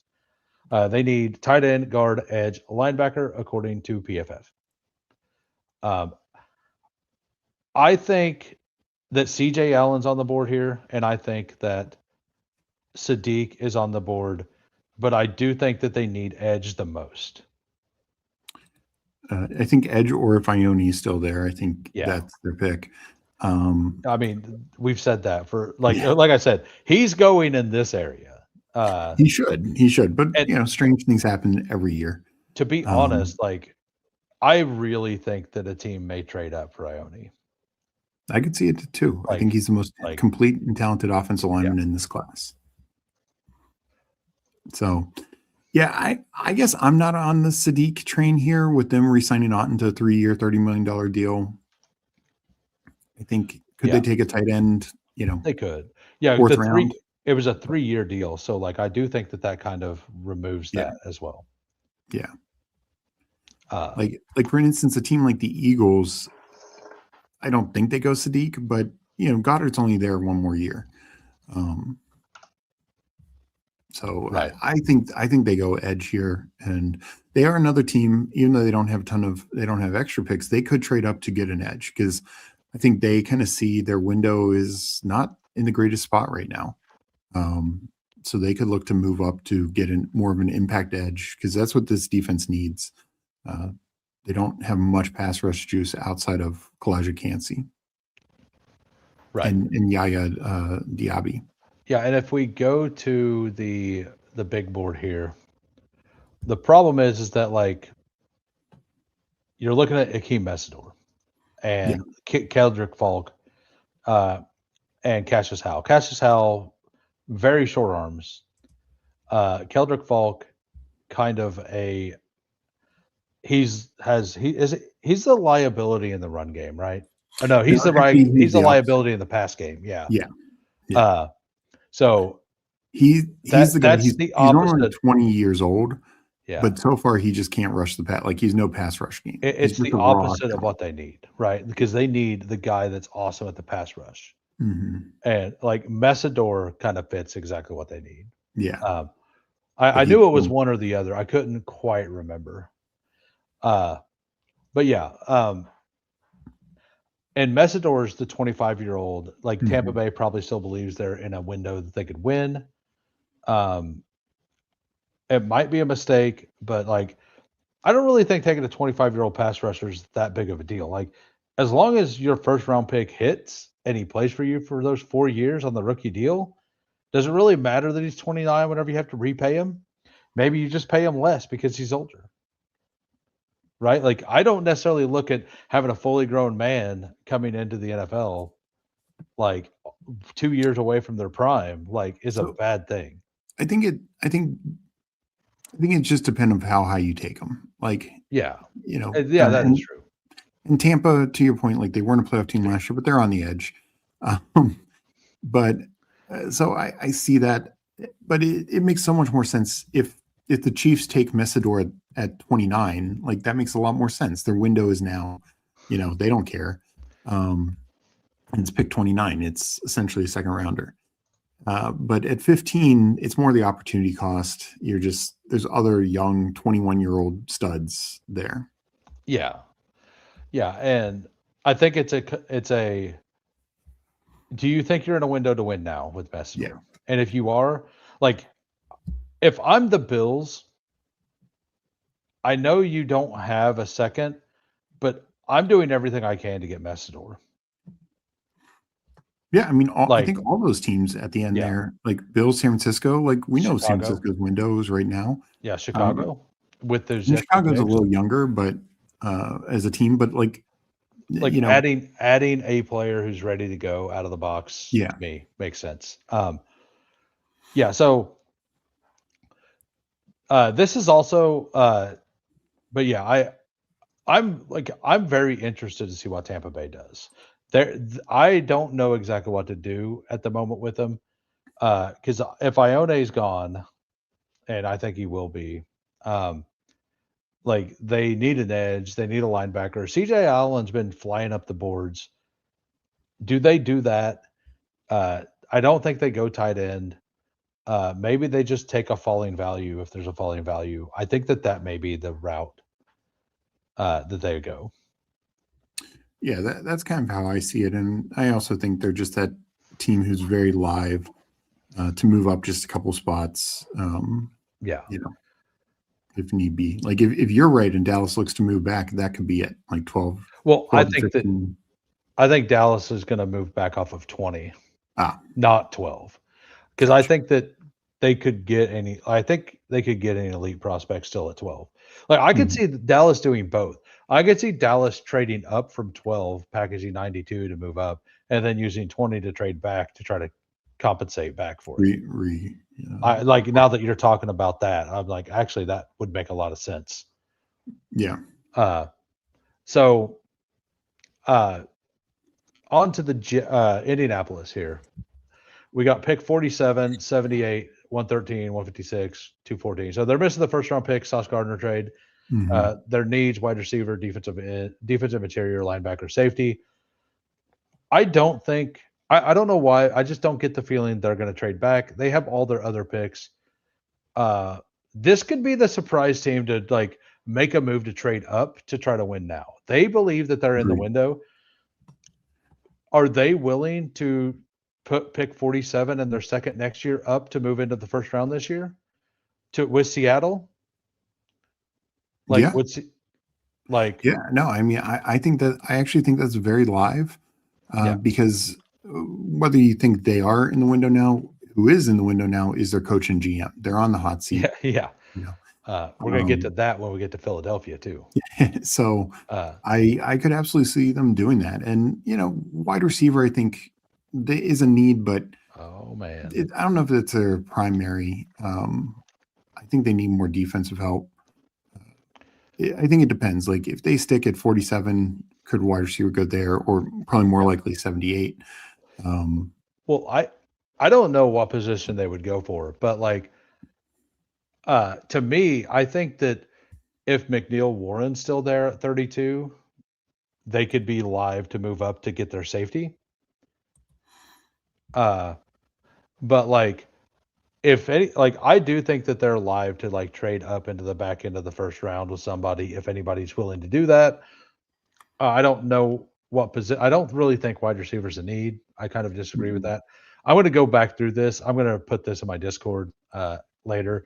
I'm going to put the things in red that I don't agree with. Uh, like I'm going to highlight them as red so that I personally don't agree with. But I think wide receivers a need. It's just not something they take in the first round. Like I don't think they take yeah, a top 50 pick. uh, I mean they have three solid ones, right? Just two now. Oh, With yeah, Taylor Moon. they do just have two. Yeah, yeah. I They guess that brought in is Nick right. Yeah, Westbrook Akine. I mean he's pretty good. Uh, Yeah, I forgot that I keep forgetting because they traded Adonai and then they traded Pittman. Mhm. But yeah, they do need it. And I don't think it's going to be early. I think that they'll for sure try to secure up the defense a little more with the early pick. Um, That's my thought. but I do think they're a team that they believe they're in the window now. They made trades last year with that thought. I think that they're going to absolutely do the same thing again. Uh, and I think they're going to be aggressive in this draft. Agreed. Uh, we got Detroit, pick 17, pick 50, missing a third rounder, but they have 2 4ths, 2 5ths, 2 6ths. So although they're missing their third, they could try to move up into the third, or they could just sit here and be happy with all they got. Uh, they have several needs, but the needs that are listed: tackle, defensive line, and linebacker. I kind of believe they need guard as well now a little bit. Yeah. So like I I think that they're like if I'm them, I kind of love CJ Allen to them. I don't know if they would be willing to do it. Uh, him next to Jack Campbell would be a lot of fun.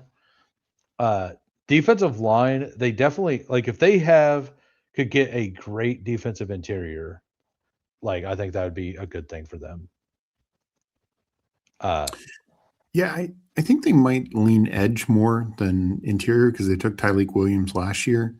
Um, And so there's actually more edges as well. Like I think there's 7 in the top yeah, 35 or whatever. the way I look at this, I think it's actually a pretty good defensive line class, but I don't think any should go in the top 25 picks. It's guys who should Yeah. go very end of the first round, second and third round, but there could be like 9 of them in the second and third round.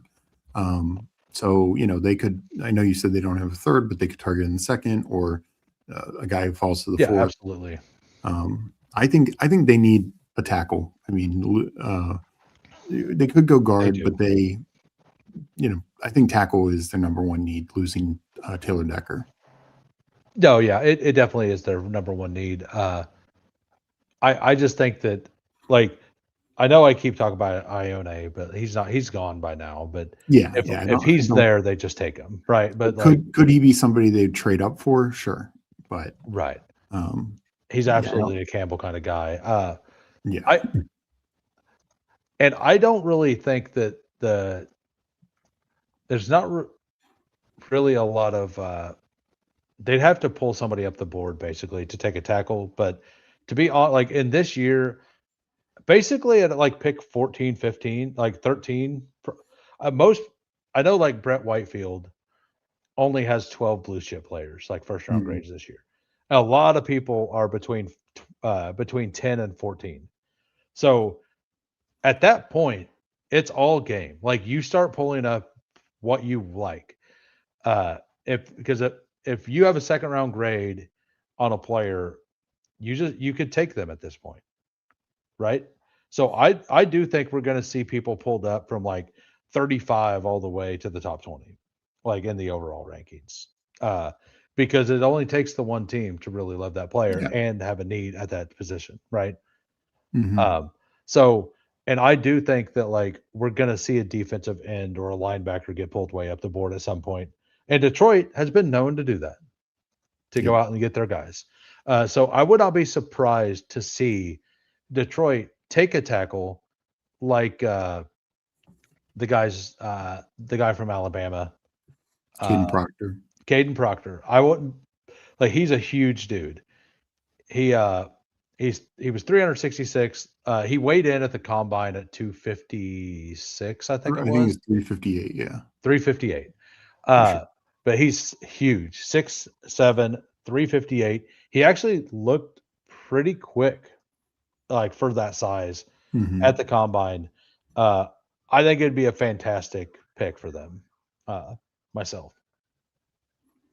Yeah, I think if any tackle, either somebody falls or somebody makes sense to them, um, you know, I think that is there has to be the number one need. Yeah. All right. On to Minnesota. We got pick 18, 49, 82, 97. So two-thirds, no fourth, uh, an additional two sixth, and an additional seventh. Running back, center, defensive interior, and safety. This is the team that hopes to God that nobody takes Dylan Thieneman. Yeah, Uh, and if not, I do think that they're pretty live to take McNeil Warren also. And if not, like if they really want safety over defensive interior, they'll take Warren. If they like a defensive interior guy, or just a defensive interior as well. Uh, yeah. And to me, I would not be shocked. I know it's not on their list, but Linebacker. I think linebacker is in Yeah. play. I think corner is in play. Yeah. Um, and one that people aren't going to talk about, or I'll actually say two, uh, wide receiver.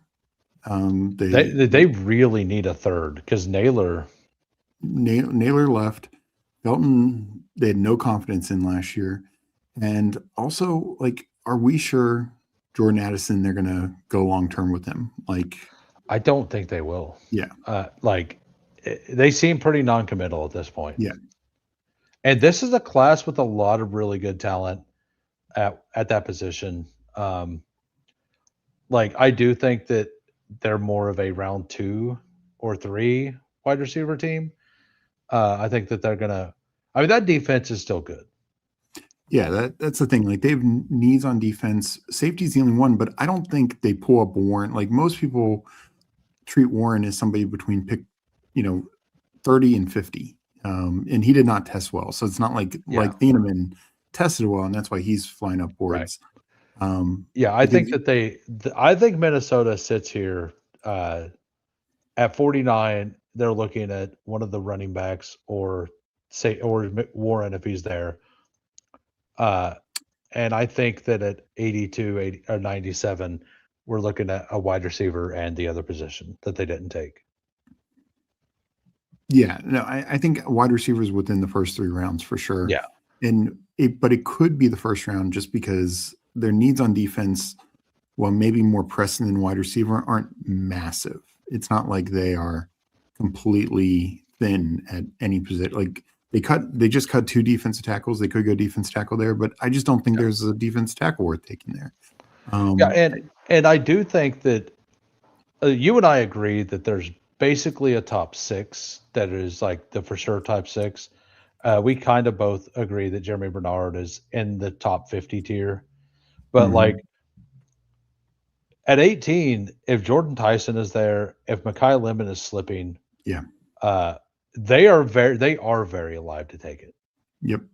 That's Uh, how I feel. and if not, they like Omar Cooper would look pretty good in purple and gold.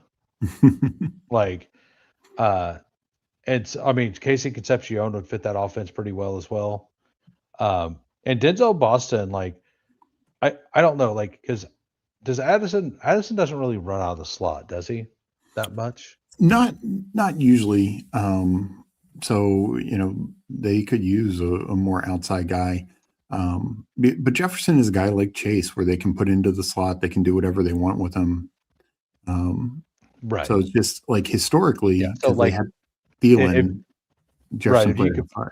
if you could put Boston outside, Yeah. right, like just make him a sacrificial X for the other two, like it would be fantastic. Uh, but like I don't know if many teams are going to have him that high, but I do think that if one of the main two fall, that Mhm. they're going to be interested. Uh, and they for sure like I don't think there's like any way in which out of these first four picks that they don't end up having one receiver and one running back. I think that's kind of a lock. Yeah, I And think they need more offensive. what would you say? And this is a hypothetical.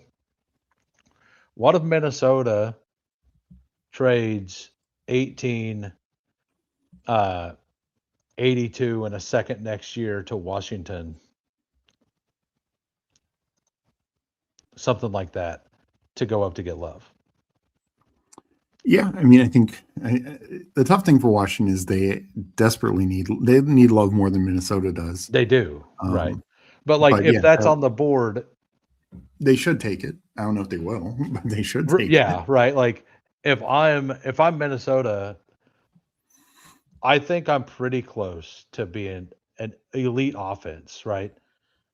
Like, and you do have the extra pick here. If you could mortgage one pick for next year and give away your extra pick in the third to Hmm. go do that. I don't know what the value would say, but I would guess it would be pretty close. 18 a second next year and 82, right? Yeah, Uh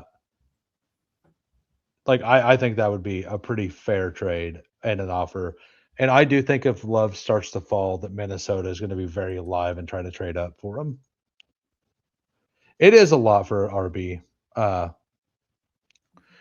and they did pay like Aaron Jones. This is just a hypothetical of things that can happen, right? I'm not saying this is something that's going to happen or whatever, but this exercise is basically like what if the like where could things happen?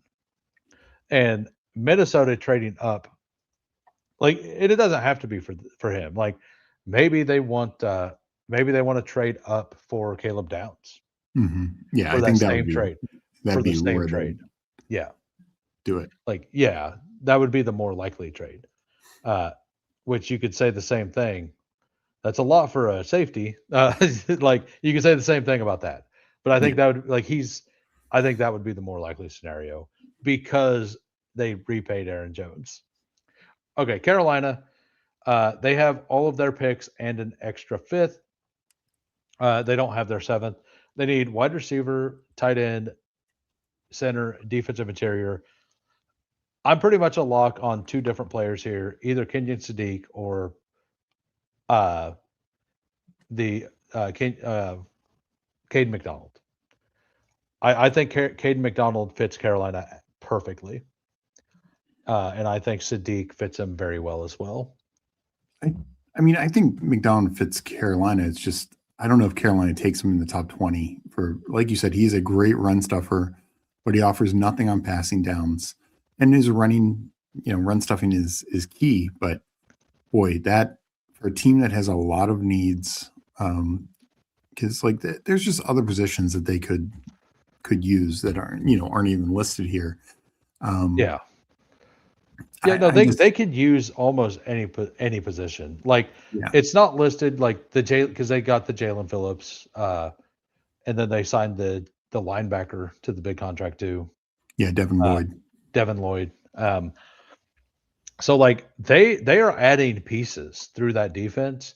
They have JC Horn already, who's an elite corner. Um, like really having a run stuffer like that, I think would make this team like really solid on defense. I also agree that I think that it's a perfect fit. I don't know. I agree. I don't know if they would take a guy who's only a first and second down guy Yeah. this high. But I also think that the elite first, second down guys, and I think McDonald could be one of those guys, are worth this. I mean, there's definitely those types of guys who get drafted in the first round, like the Kenny Clarks, guys like Yeah. that. Usually it's a little later in the first round. Um, and I it's, mean, this class is weaker. The thing is, like, the class is weaker, so like you yeah, got to kind of push. This is more like a 25th pick in most drafts yeah, as I well. think for me, because there are later like good run stuffing defense There tackles, are, like it is a strong defense tackle draft. yeah, You could get one at 51, you could get one at 83.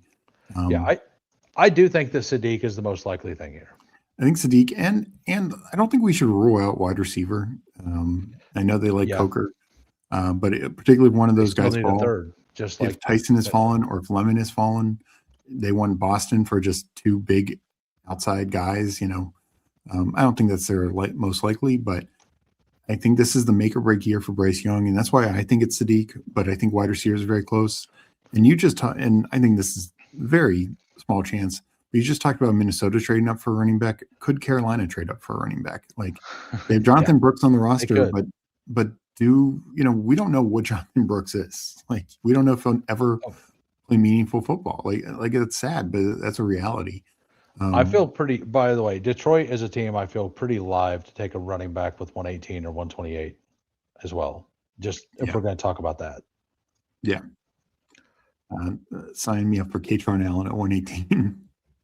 Yeah, that'd be nice. I like Katron. But I mean, I think Carolina is less likely. But if somebody was going to make a big splash, I feel like they need to.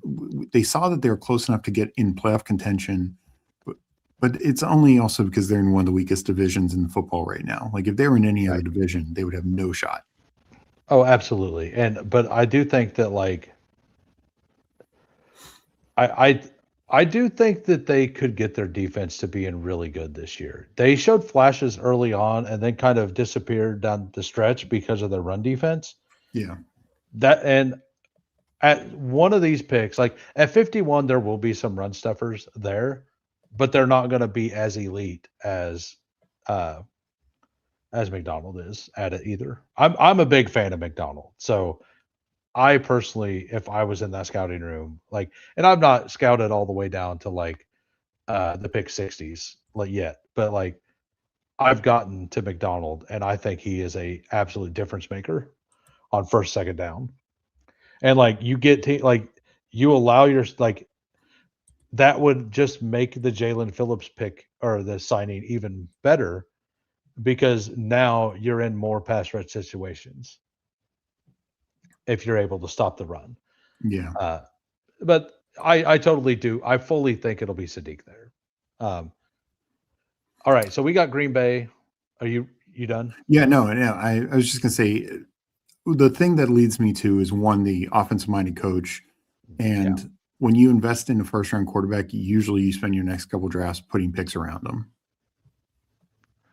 correct. So All right, so we got a Dallas trade with Green Bay. So the 20th pick is in Dallas, and then the 52nd, 84th, 120th. So they have all their other picks and an additional seventh, which is a compensatory pick, I believe. 255 mhm. would have to be.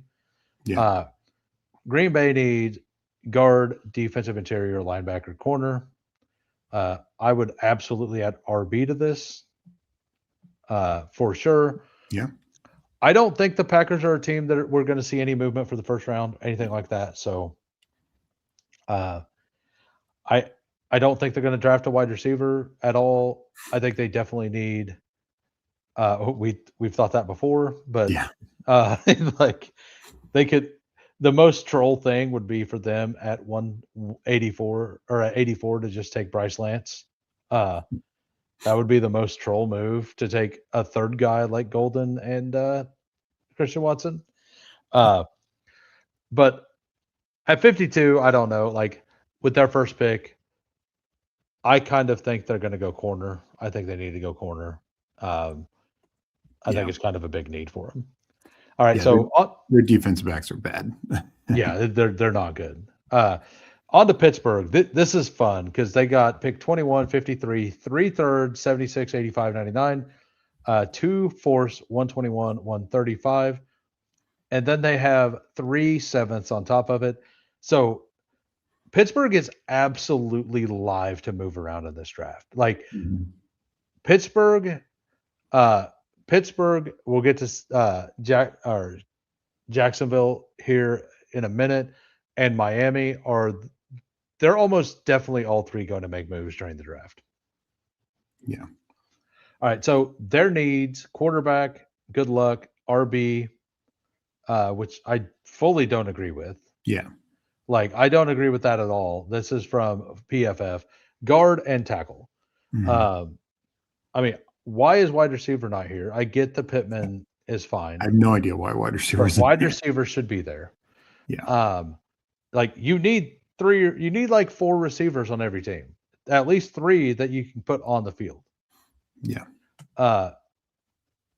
I think that a safety is semi needed there as well. But we're at pick 21.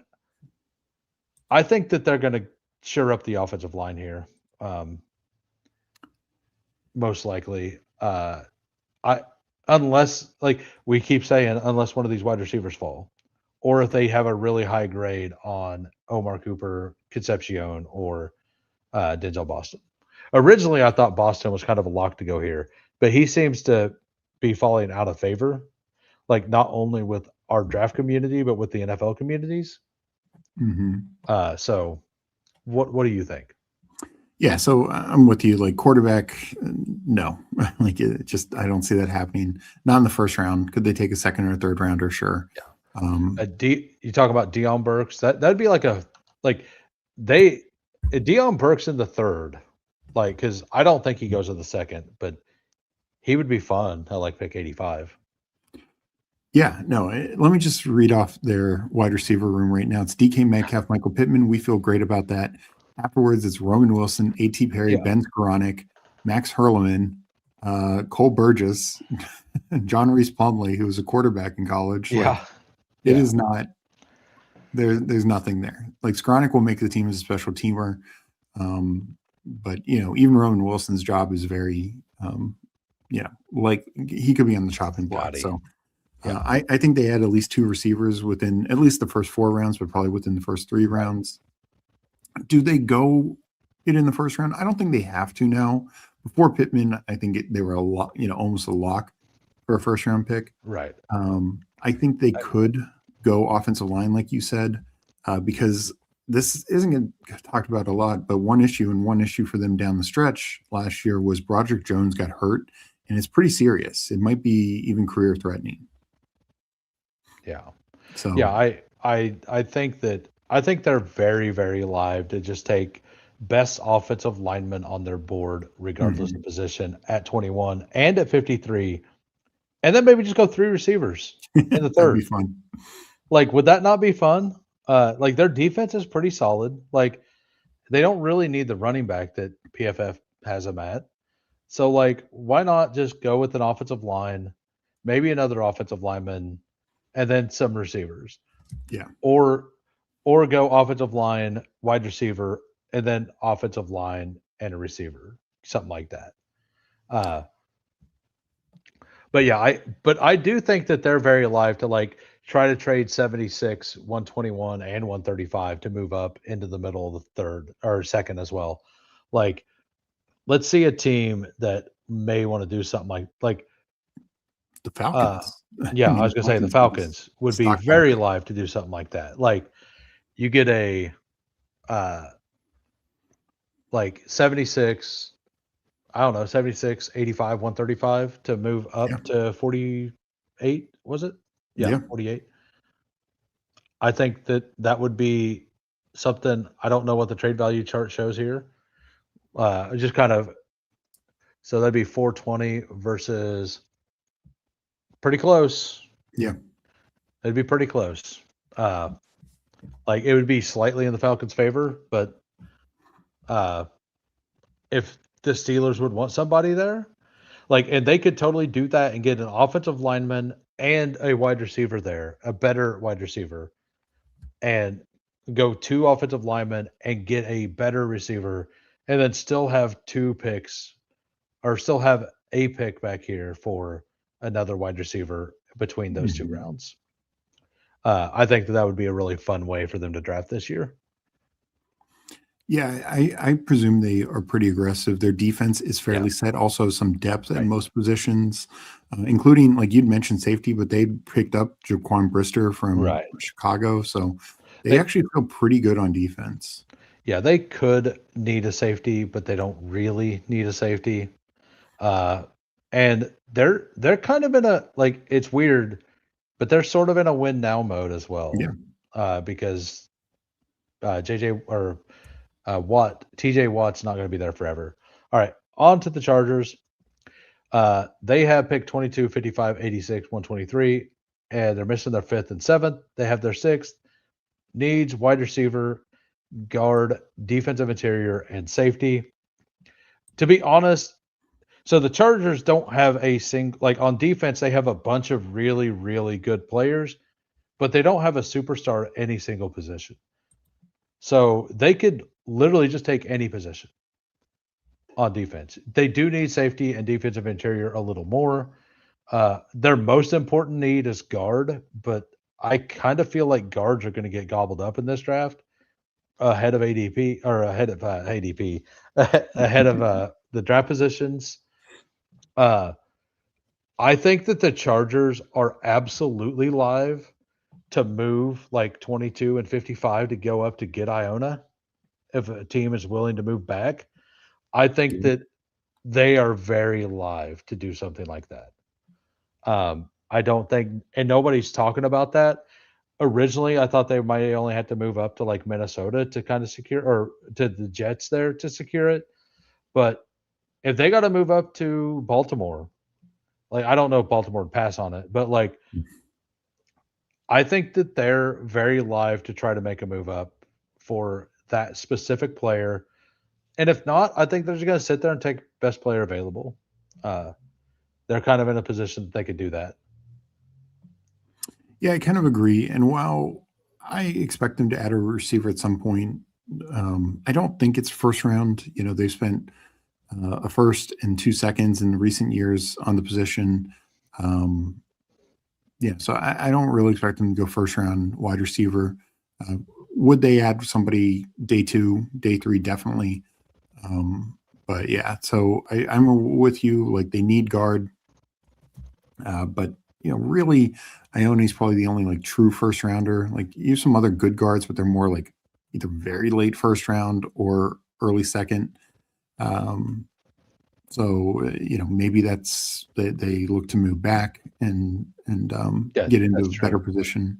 Right. I do think that they could also move back pretty easily as well. Yeah, Like, yeah. But I do think that the 22, like, they're just in a good position to do whatever. yeah, they don't have a lot of pressing needs outside of guard. Yeah. And like, they could just stay at 22 and move 55 up as well Hmm. to try to secure the guard that they want. All right. We're on to Philadelphia. They got 23, 54, 2/3, 2/4, 2/5. Talk about a team that needs to win. I believe the coach is on the hot seat. Uh, even though they've been winning, a lot of people think they're in the winning window. A lot of people don't know if they're in the winning window. They their needs here: wide receiver, tackle, edge, and safety. I think that wide receivers a need with or without AJ Brown getting traded. Uh, I think that we'll see if they're actually thinking about trading AJ Brown, depending on if they take like. I think they could take a wide receiver at 23 and just be like, okay, we're trading AJ Brown. Yeah, But I think that's very unlikely. I I I think that if they take a wide receiver at 23 or 54, that they're way more willing to trade AJ Brown post June 1st, or June 2nd. Is it June 1st? It is June 1st. June 1st. Yeah. Yeah, post June 1st. I think if they wait till round 3, that they're kind of going to hold off on that. I think that in this draft, we're just going to find out what they're thinking. Yeah. Yeah, I kind of see it the same way. I do think they have a real needed edge. I do agree. They've lost some guys in recent years, and they kind of need to restock that. So I wouldn't be surprised to see them, just take the best edge, and it could be a guy like Messidor, where they're not going to care about age, because I do agree. Yeah, right. Like they want to win now, they need to win now. But I think wide receivers live, even though all the offensive linemen came back, they could go offensive line here and just say, we know the future. Lane Johnson's old. Malata is even old. And that is that's Roseman's thing. He likes to play, like he likes to make his draft picks for not this year, but the following year. Yep. That's what he's done consistently. They did that with Jason Kelsey and Cam Jurgens. Yeah. Yeah. My mind kept saying Cam Jordan. I'm like, that's not right. It's not Cam Jordan. Well, yeah, Cam Jurgens. But yeah, I think that is very live for them to take a tackle here and just try to replace Lane Johnson for next year, which is not good for Nick Sirianni, right? Like, because Howie's probably the safest person in the world, right? Like, but I do think that that is something that is very live as well, for sure.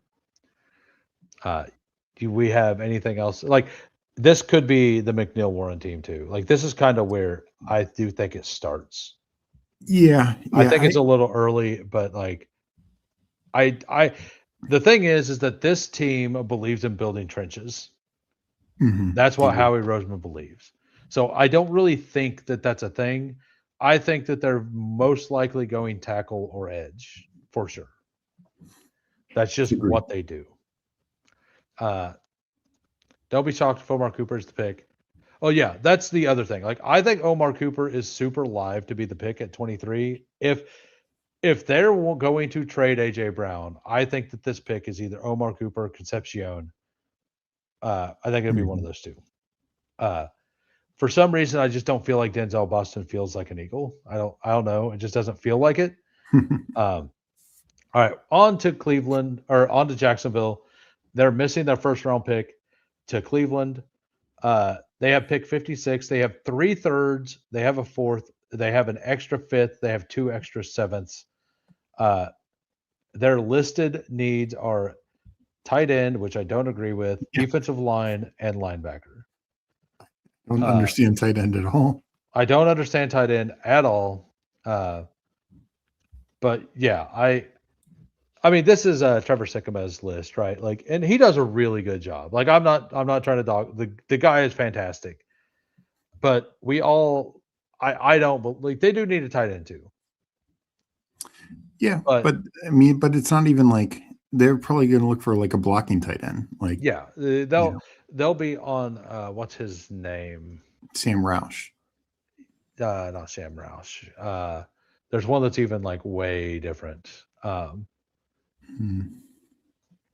find the name in a minute. Max Klein. Oh yeah, or Marlon Klein. Martin Klein. Yeah. That's the kind of guy that I think that they'd be willing to look at. I couldn't remember the name. I had to go look at my sheets. But this is definitely a team that is. This is the team that could definitely be moving up to like the Falcons as well. You got the 3 thirds. Maybe you trade 56 and 100 to move up. Maybe they're wanting to get into the back end of the first. Maybe this is the team that makes the trade that I want with Seattle. Yeah. To where Seattle trades 32 for pick 50 for 56 and 88. right? So they move. Maybe that's not enough. Maybe they have to throw in the fifth as well. It'd probably be Mhm. like that. Probably like 56, 88, 166 for 32, something like that. Uh, and then that is if they want Jadarian Price or a running back there. That's what they'll do. Jacksonville moves up, gets a first rounder, gets a guy that they like, tight end, defensive line, linebacker. Um,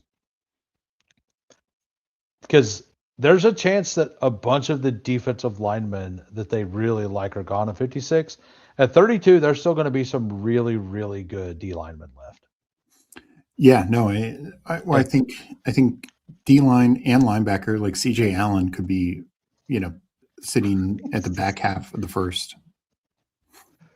yeah, they do need corner. We'll add that as well. And there's a bunch of corners like that Hmm. are in the early to mid second. So they could get lucky and get a corner to come back. But yeah, go ahead. No, I I think I think we kind of see it the same way. Like they have a lot of needs on defense, D line, linebacker, corner, and so whether it's straight up into the first or getting an extra second round pick, I think they could get aggressive with it. Seems like that's their style, and I expect that to continue. right. Yeah, absolutely. We got Buffalo here. They have picked 26. They're missing. I mean, they just got DJ Moore with this pick. They got 91. They got 126, which would have picked 50. Or I skipped a bunch of teams. Hold on.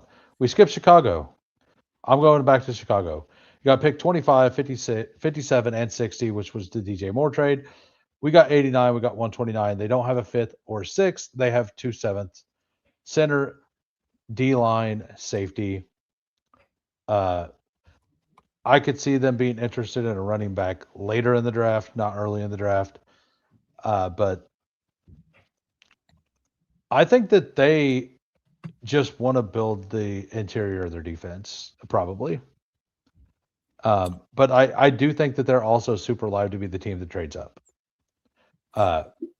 Because I don't think that they have a lot of positions they need. No, And I think that them getting an elite prospect, like if they can move up to get Dylan Thieneman, I absolutely love it. Like just absolutely love it. yeah, I am. I want to say I'm surprised. Offensive tackle isn't on their list. Yeah.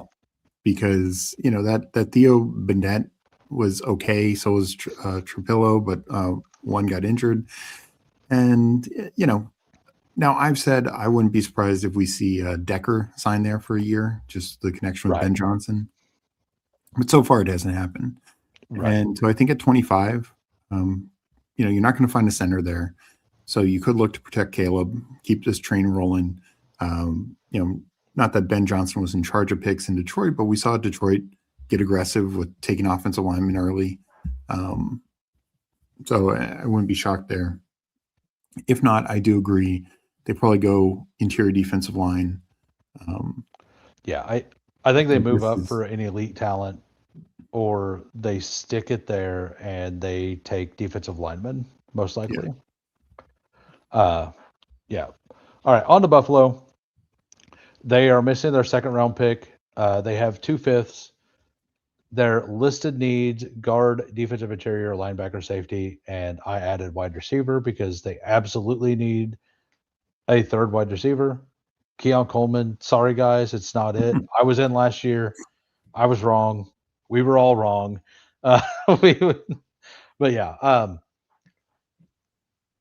I I think that they really like they need an impact player for this season.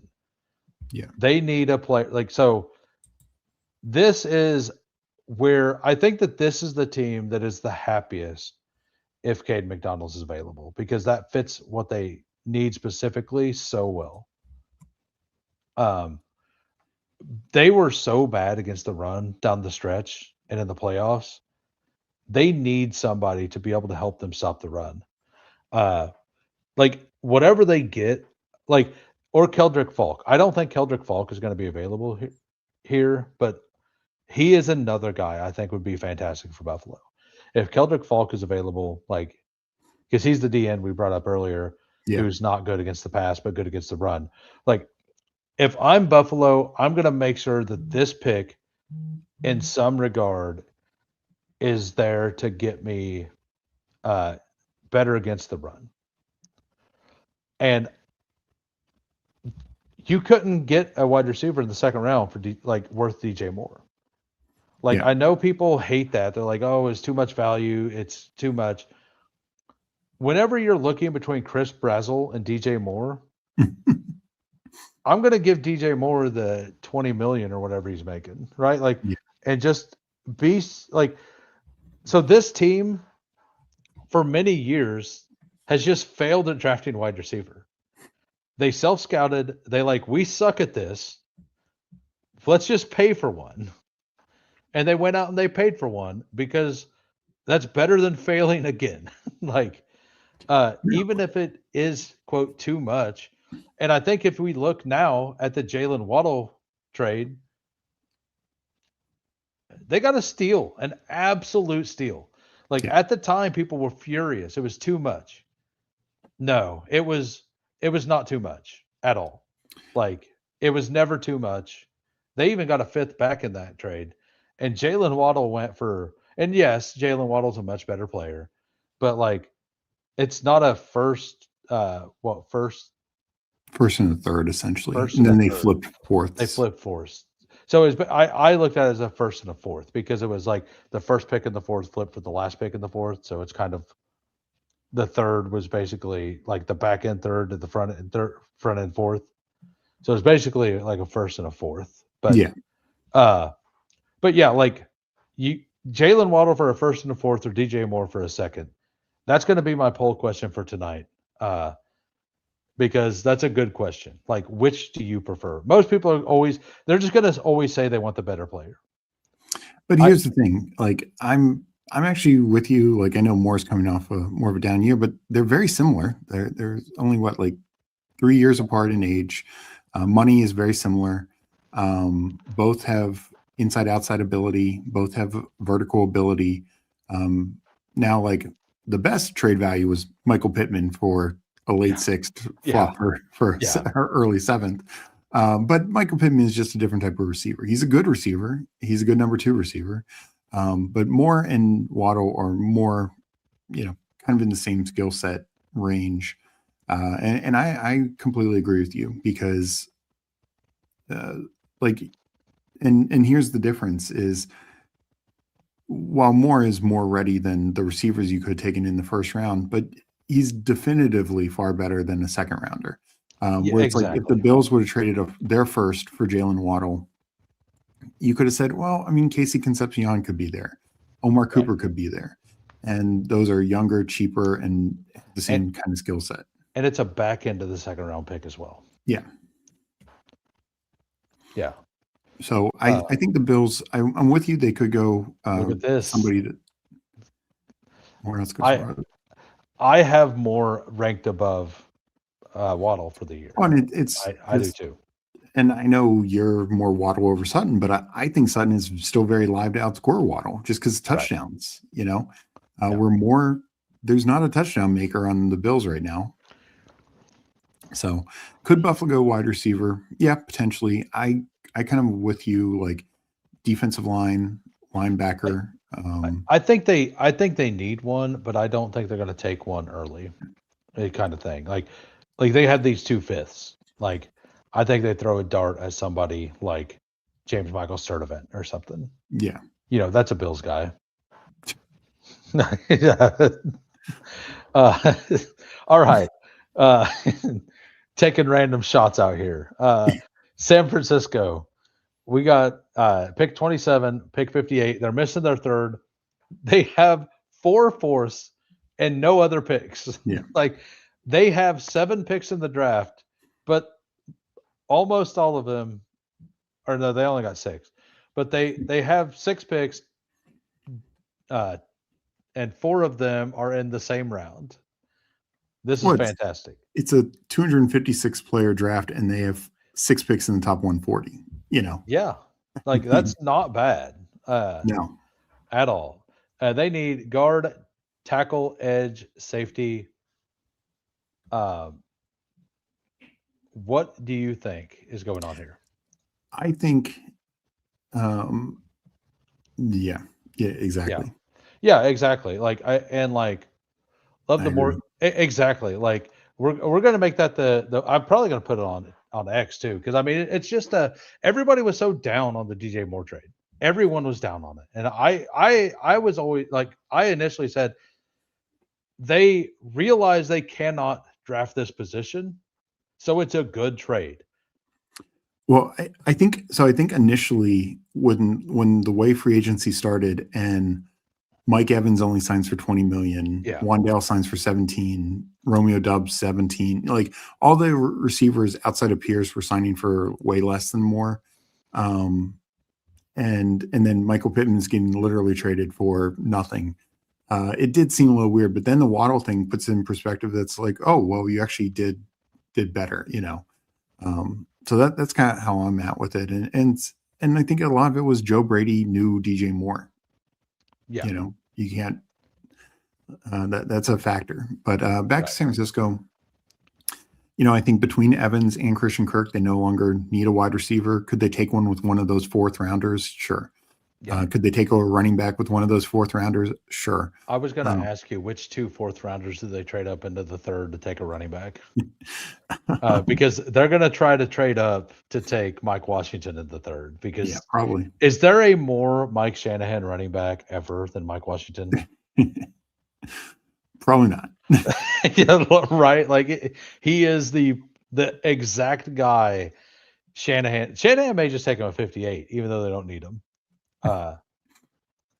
Like, So, yeah, I think though with what they've done, yeah. they're going to go maybe offensive O line with the first two picks would be my guess. Yeah, that's kind of what I think. I think they'll go O line because, like, yes, they need help on defense, but everyone was hurt. You can't really judge anything on their defense from last year. Uh, all right, on to Houston. This is a fun team because you got 28, 38, 59.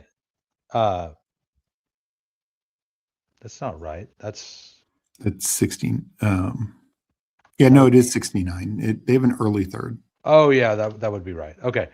69, 106, 128, 165, and then 2 sevenths as well. So they have 28, 38, 59. So 3 in the top 60 and 6 in the top 128. Mm-hmm. Like this is also a team that we've seen this team in the past make some moves to move up to get players they want. This is absolutely a wild card team when it comes to trading.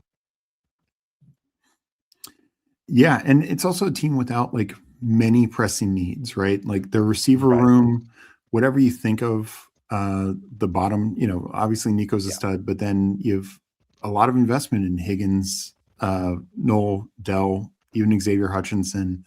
Um, you know, tight end, like they extended Schultz, they have Cade Stover, so I don't see them making a big tight end move. Offensive line, I think that's where their biggest need is, but they did add Wyatt Teller and Braden Smith in free And agency. there's so many offensive linemen between 28 and 38 too. Like Yeah. they could just add 2 there and Mhm. package. I mean, they could literally package 38, 69, 106 to move up to go get an actual difference maker somewhere if they really wanted. And the thing is on defense, like they didn't really lose much and they added Reed Blankenship. Like their defense is so stacked. Um, Yeah. so I think I'm with you. I think they could get aggressive and they could Right. say, we want a top tier offensive lineman and we're going to go Yep. get them. Yeah, like it takes basically 2 firsts to move up from the back to the or like middle of the draft.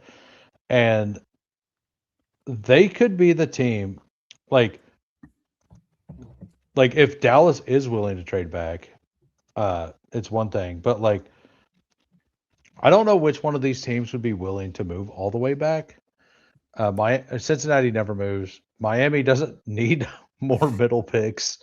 Um, like, I don't know if they'd be able to trade. Like, could they even trade all three of these picks to move up with like the Giants to 5? I wouldn't rule that out. I really wouldn't. Like, let's look at the trade value chart here. So 1700. What was it? 28 is 660. 38, that's 1100. And then what was the other one? It was 59.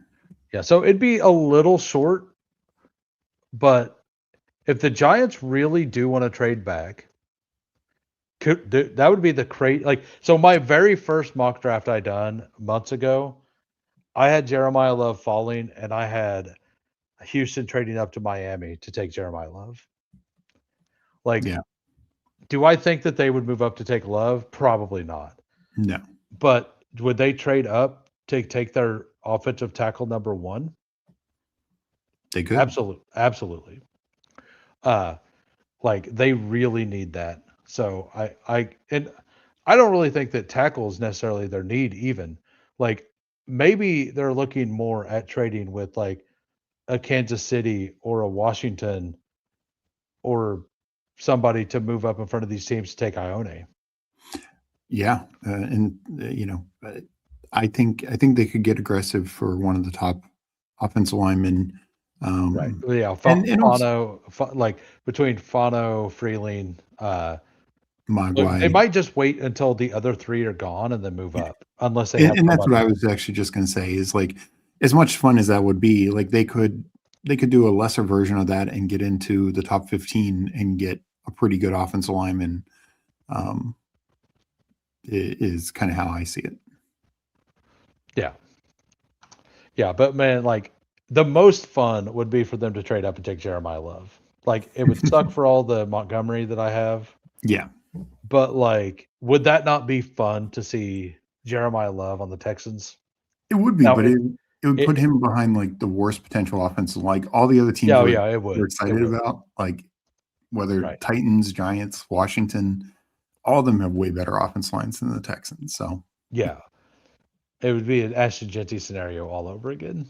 yeah, All right. except the So, team would be better. right. Well, the defense would be so good that he would actually, it'd be 3 and outs on both sides. It'd be great. Uh, so we got the Rams 31, 61, 93, 207. We kind of talked about them already. Yeah. We both believe that they could be very, very live to packaging like 61 in their first next year to move up into the back up into the back end of the first, or moving 13 plus 61 to move up to get the guy that they want for who they have rated as number 1 player. And Sonny Styles is like the perfect fit this year for them. Yeah. On to Denver. They don't have a first. They don't have a third. They don't have a sixth. They have 2 fourths. They have 62, 108, 111. They have a bunch of compensatory picks. They have their pick and then 2 compensatory picks in the 7th. They draft Mr. Irrelevant. Probably. Yeah, they do. It looks like. So we got wide receiver, tight end, defensive interior, linebacker. I feel like I'm missing. Nope, I'm not missing any because there's 255, 250. Yep. So that is the last pick. So wide receiver, tight end, defensive interior, linebacker, but like, they're just good everywhere. Yeah. I do think that if Stowers is there at 62, that he's very live to go. I don't know that he does go there though. I don't really believe that wide receivers a need for him. I believe they're overstaffed for that. Like, really all they need right now is just a tight end. That's it. That's all they need is a tight end. I do think that if Stowers is gone, that they may just trade back and try to take, or maybe they like Rouse enough to take him there. I don't know. Rouse kind of feels like a Sean Payton guy. He's a little more like Adam Troutman than Evan Ingram. What do you think Denver may do? Yeah, I actually don't think they go Stowers just because they want a guy who can stay on the field. Stowers is just so unique. He just can't block right now. He can't. Like I don't love him right now. No, Like, and I think he's an interesting guy for not teams who are trying to compete this year, because you can't justify putting him on the field above like some of these other receivers or above, honestly, even Evan Ingram right now. But Stowers going to a team who doesn't have a strong tight end, but they're, not competing. Okay, you can maybe try him out a little bit more. So I just don't kind of see him for Stowers. I think they're much more likely for like Claire or Roush, somebody who could get on the field and contribute for them. Overall, I think they just kind of go best player available. That's what they've set up. That they've set themselves up to do. They don't have any pressing needs. I don't think this is going to be in the second round, but I could see them adding another running back, just given the Dobbins injury history. But that's more like later in the draft. I think probably they just keep adding defensive players. They did lose John Franklin Myers, so I think they could take another interior like defensive lineman. Just nothing's pressing for them. Back to Stowers real quick. Like Stowers, the reason I'm scared of Stowers, at least in best ball, is he requires a very, very intelligent offensive coordinator that's going to use him correctly. Yeah. And be willing to run the 2 tight end stuff and only run him when he needs to. And have a blocking guy outside of him. All right, on to New England. They have all their picks. They have an extra 4th. They have 2 extra 6th and an extra 7th. Mm-hmm. Listed needs are tackle, defensive line, and linebacker. How is wide receiver not listed? Yeah. Like, I kind of think that they're going to go offensive. Like, and I think Saul, he personally thinks that they need guard more than tackle. So I'm going to go ahead and write that down. I haven't looked into it. They did add Elijah Vera Tucker, but their other guard, Mike Wanu, could be replaced. Right. Because they did, at least for this year, get Morgan Moses to come back. There was that rumor at one point that he was going to retire. He didn't. I actually think tight end is a need for them because they lost Hooper. They signed Big Head to scout for 2 wide receivers.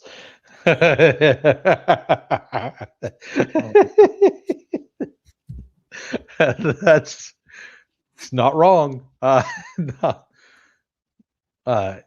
That'd be fantastic if they made it to where, like, if you wear the bubble wrap, you like count as a 0.75 position player, like a player. So like teams are forcing all these players to wear the bubble wrap so they can get more players on their team. Like, you have to wear it. Like, it's in my contract that I never have to wear the bubble wrap. It's in my that'd be fantastic. But I think that they know that they need to improve their offensive line. Like, so Vrabel has been very vocal on Will Campbell is our left tackle. Yeah. And they're going to ride that out. That is going to happen.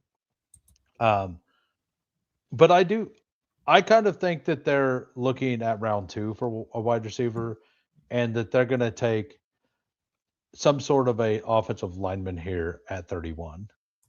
Yeah, I would say if they do take a first round wide receiver, then I'd be very hesitant to speculate on an AJ Brown trade at that point. Yeah. And even if they take one in round 2, I think I'm hesitant. Yeah. Now, if they wait till like after that, then I think that becomes much more likely. Right. Like I said, I think tight end, not in the first round, but I think tight end is very much in the mix. Hunter Henry's in the last year of his deal, and I believe, and they lost Austin Hooper. But that's more like, again, the Max Claire's, the Sam Roush is. Yeah, 4th rounder. Well, and they have a lot of nickel and dime picks at the back. Like, I think that they're going to make a lot of movement, but I don't think it's going to be early in the draft. I think they may be able to move into the back end of the 3rd for an extra pick, but I kind of think they're going to do a lot of movement. Like I think they're going to try to take a bunch of those 6th and 7th rounders and package it into like an extra 4th, something like that. Well, I think they're probably more likely to use those picks just to move up a few spots. Like go from 95 to 87, whoever that, Yeah, right. and Like or go from they'll 125 to 108 or something like that. yeah, that's kind of what I think they'll do. Like they're gonna make a lot of movement, but it's not gonna be like a big splash. Yeah, They're gonna have some targets because they got a pretty solid roster, exactly. and whenever the end of their tier's approaching, they're gonna try to package a pickup to get to that end of that tier. And that is why they could still, even though it's not a pressing year one need, they could take a tackle first round, kind of similar to the Eagles, where it's like, let's do it for next year. This is Morgan Moses last year. Um, if Will Campbell struggles again, then maybe we can have that conversation. And at worst, it's a swing tackle for this season.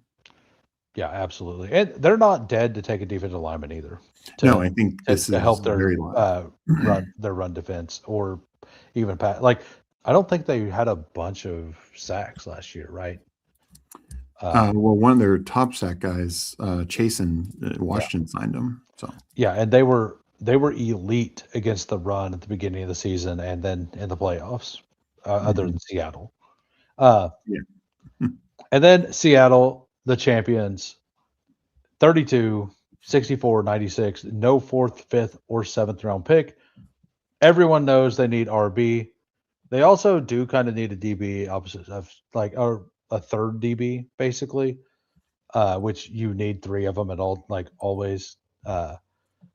But I think that they're pretty live to trade back and take an RB, or to trade a pick next year to move up from 64 as well with it to take an RB there.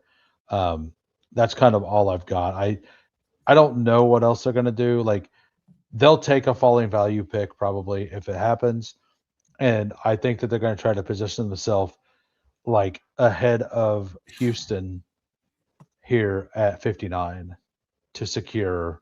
Like actually, maybe even like I think Houston at 38 is pretty live to take price to be if they stay there. I think it's early, but I think that they could do that because I think that they would be scared at 59 because a lot of these teams could take it. Like Dallas, Dallas doesn't have that pick, but Green Bay is also very live to take a running back. Uh, like maybe Jacksonville, but Baltimore's live to take one. Uh, but I think that they could end up taking him there. Like I think that's the earliest he could go, but I do think that Seattle is most likely going to trade back and take a guy. Yeah, I mean, I think that makes sense. The missing so many picks, and And like if they're not able to trade back or acquire more picks, they either have to pay. Like I don't think Price is going to be there. Like if they like Price, like if they don't like Price, if they like Mike Washington, they probably just take a player there, take a player there, take a player yeah, there, call it good. Uh, so yeah, but in general, I think if not a trade back, I think it is either edge or corner, just because they lost that in free agency. yeah, absolutely. Well, we've been live way longer than expected, almost 3 hours now. You were already live for 2 hours. Yeah, Uh, I'm getting ready to take an hour and a half break, and I'm going to be back on as well. Uh, we're doing Who's Crew episode 8 with DJ Quill. nice. She's coming on, and then tomorrow we're doing Who's Crew with Aaron Sandy because we missed last week, so we're doing double this week. Uh, but Quill will be on here at 6:30 Central. But what do you have going on over there at Fanspeak? By the way, I do have the descriptions for Steve down in the like his channel, their Substack. I believe your Substack has a mock draft simulator as well. No, not. You had one at one point, right? Yeah, yeah. Okay. Um, but no, I'll be on tomorrow afternoon. I'm probably going to take Thursday afternoon off, and I'll be back on with Meg for Sibling Showdown, and then back on Friday afternoon. Yeah, and by the way, I listen to him every day. It's always good. DJ Quill, by the way, like in the $2 mini last year, finished I think it was 8th, 37th, and 40th in the drafters mini, which is crazy. Like that's Yeah. really impressive. But I want to thank everybody for coming out. I'll see everybody in an hour and a half. Peace. We're grinding through the torment. High volume, no management. Taming souls indecent.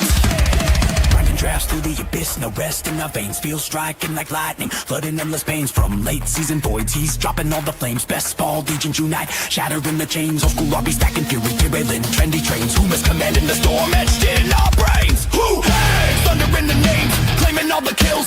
Flames, games, games.